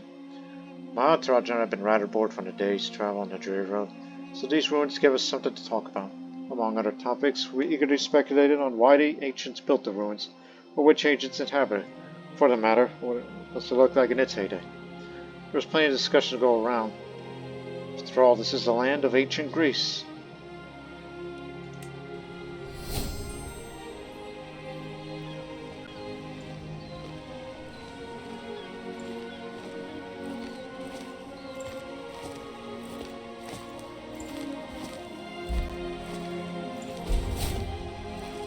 Temple of the Theotokos. The Holy Cross has long conquered this magnificent structure, vanquishing the pagan cult to the Virgin Goddess Athena. Now it holds the shrine to Maria Parthenos, Mother of God and only Virgin, worthy of the name Holy.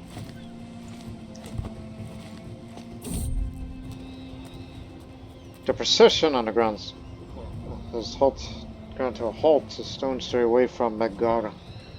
I look over to see my knight Teophilus, dismounted and telly staring sun on the ground. The other entourage members are gathered around. Teophilus looks up his approach. My lord, there's an antipath here. Maybe a tad superstitious, but you should never cross an antipath. He pauses. My great-grandmother did, and she never returned home. Fine, we'll find another path.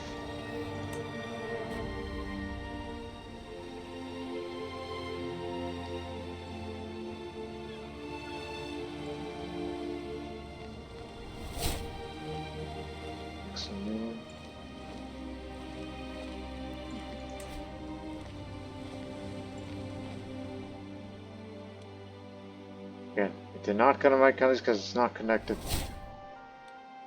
But obviously, I'm expected to talk good about the tale of Roman heritage to them. But it must be said that it'd be a bit easier to displaying it here the upstand morals of Nicetas. Noble and commoner alike talk about his virtuous personality. It certainly hasn't failed to reach my ear.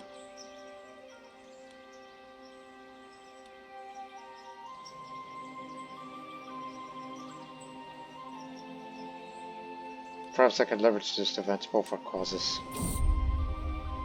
As we traverse the plains, trudging through the dirt, we encounter a modest wayward shrine, neatly carved, sports a cross at its head, below the weathered words. Here lay Saint Neophytos of Achaia, blessed son of Andromeda.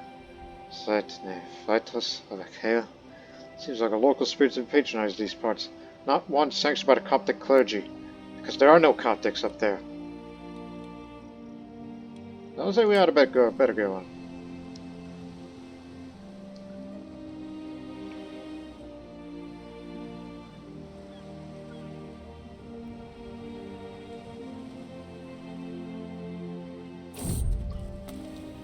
Jesus clearly does not favor our voyage, as the waves the size of castles come crashing down upon our humble vessel. Ships rock back and forth. Men and women alike to cling to whatever they can to keep it turned overboard as the ship grows closer to capsizing. I'm of course stashed away with the other nobles in the safest part of the ship, but the sky burns with thunder and the sea comes crashing down us of all its strength. I fear I shall not live to see another day if I try to survive our faith alone.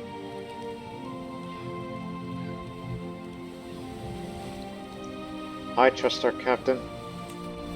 Someone drowned. My son. No, he lives. He didn't drown. I thought someone did, but no.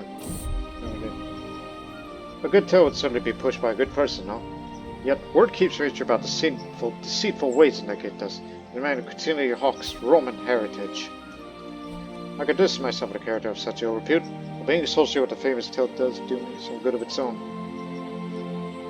I'll turn a blind eye just once. Make it look good. Passed a minor circuit law. What the hell? What kind of law is that?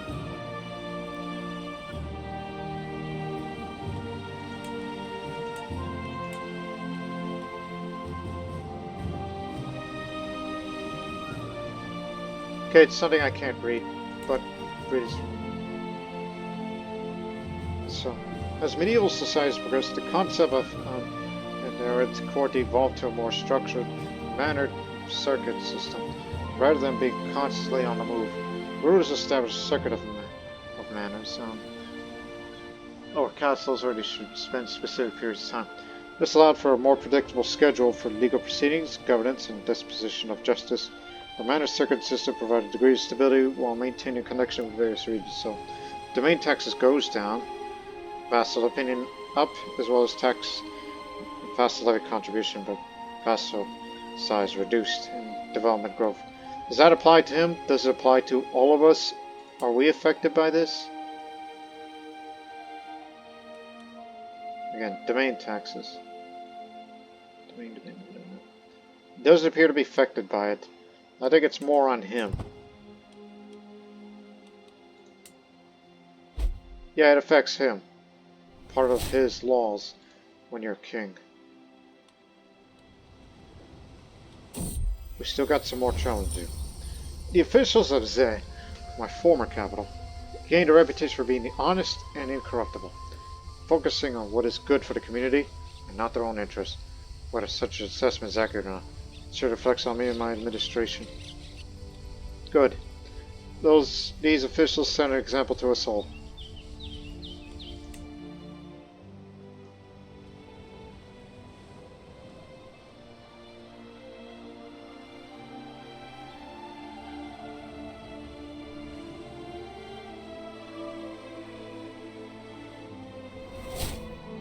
Is it about a Thera?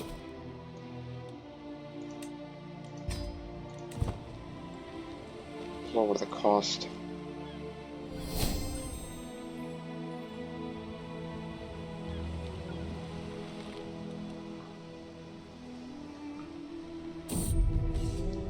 Komatian uprising in Al-Hassa. Just a few years ago in Lower Mesopotamia, a young Hamadan Khamat was part of the Shia opposition movement against the Sunni Abbasid rule. Following the events of the Zanj revolt around Baghdad, Hamadan worked as a missionary in the vicinity, collecting taxes for the future Mahdi.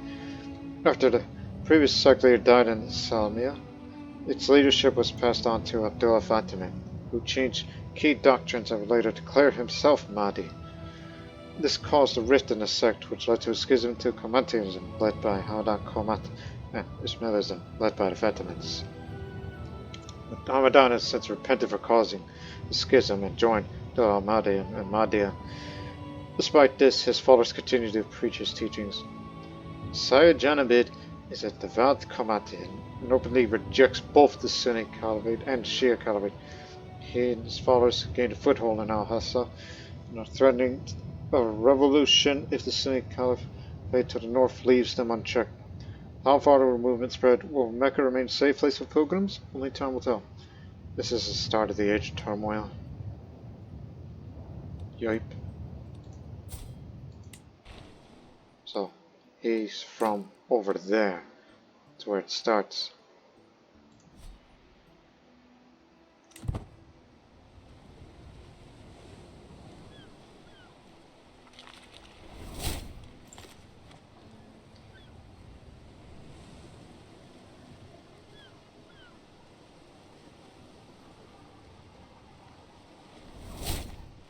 Again, we're going to end this episode as soon as we reach home.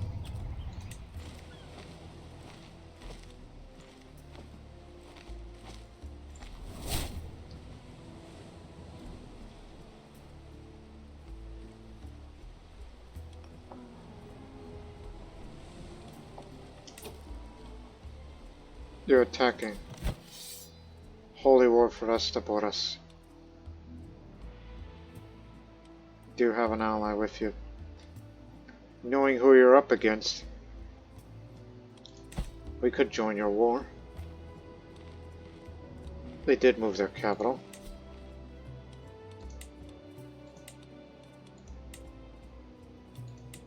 Guess they installed a faction demand, so there was a little bit of chaos there. He's not leading.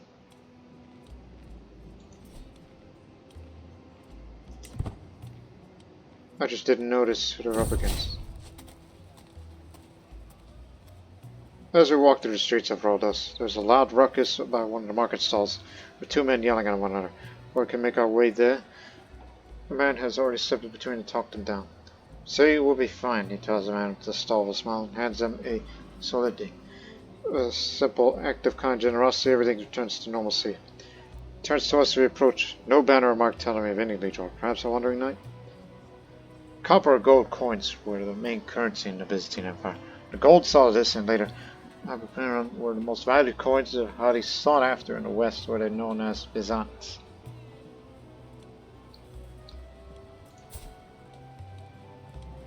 Yeah, you should serve under me.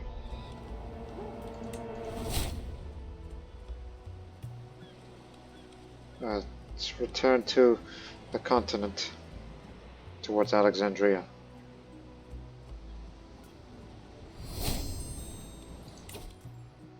Popular figurehead.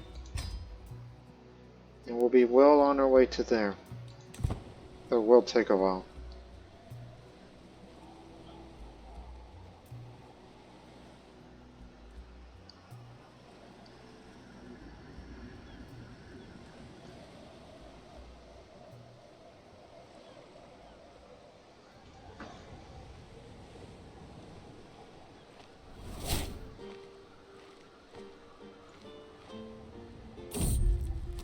As we walk down the manor of Vadenadrun, the local landowner Meta turns to me.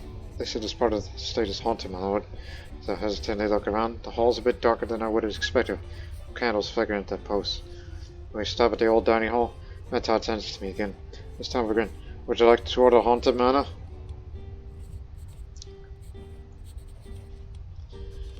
Intriguing. As we're walking down the deserted hallway, a few furnishings we come across are covered up with sheets, adding to the ghost energy. What's that? Hey, right? Hurry up there. Catch my entourage. Meta turns his face is squinting as the others do what? I do here, my lords and ladies. What's that nook over there? I fumble in the darkness, doing my best to ignore the slight sense of panic and that the darkness evokes in me. Hurry through the next doorway, trying to find a group. And suddenly a large dark shape comes swooshing down on top of me. I let out a shriek of surprise. When I come to my senses, I find a group standing in a room I just entered. Metar has trouble breathing through the laughter voice. Lord, it's you. Have a good time? Oh, haha, yes indeed.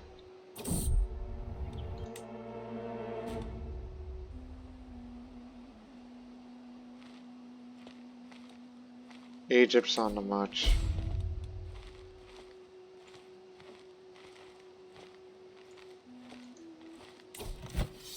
They want this part. And yet nobody's bothered to take Karga, this isolated oasis that is still the last Christian stronghold in Egypt.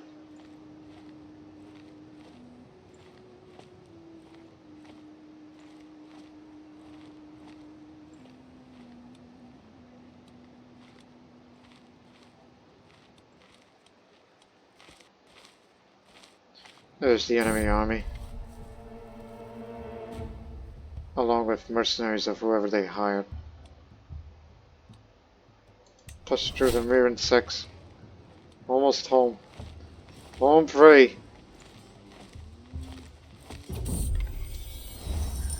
Thank God I could go inside. Oh, and another thing. Is there a way I could tell it to stop promoting the legend? It's not spreading to here, obviously. Yeah, I could stop promoting it right then and there. You could promote any legend if you so wish. Oh, I see you got to know the language and relations and all that. You could promote again if you so wish, but that one was just costing me a bit of gold. Some of which, that's going to be for these sort of tasks.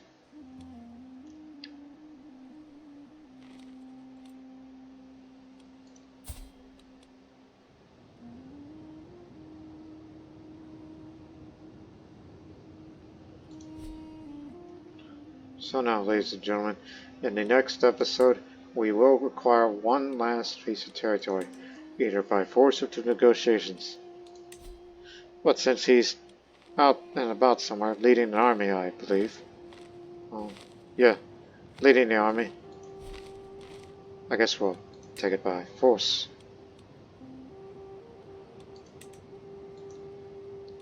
which will occur at approximately 3 years' time, possibly less, because I have plans to go on a pilgrimage to St. Catherine's Monastery, which will travel through these landmarks there, especially ones that gives me stewardship.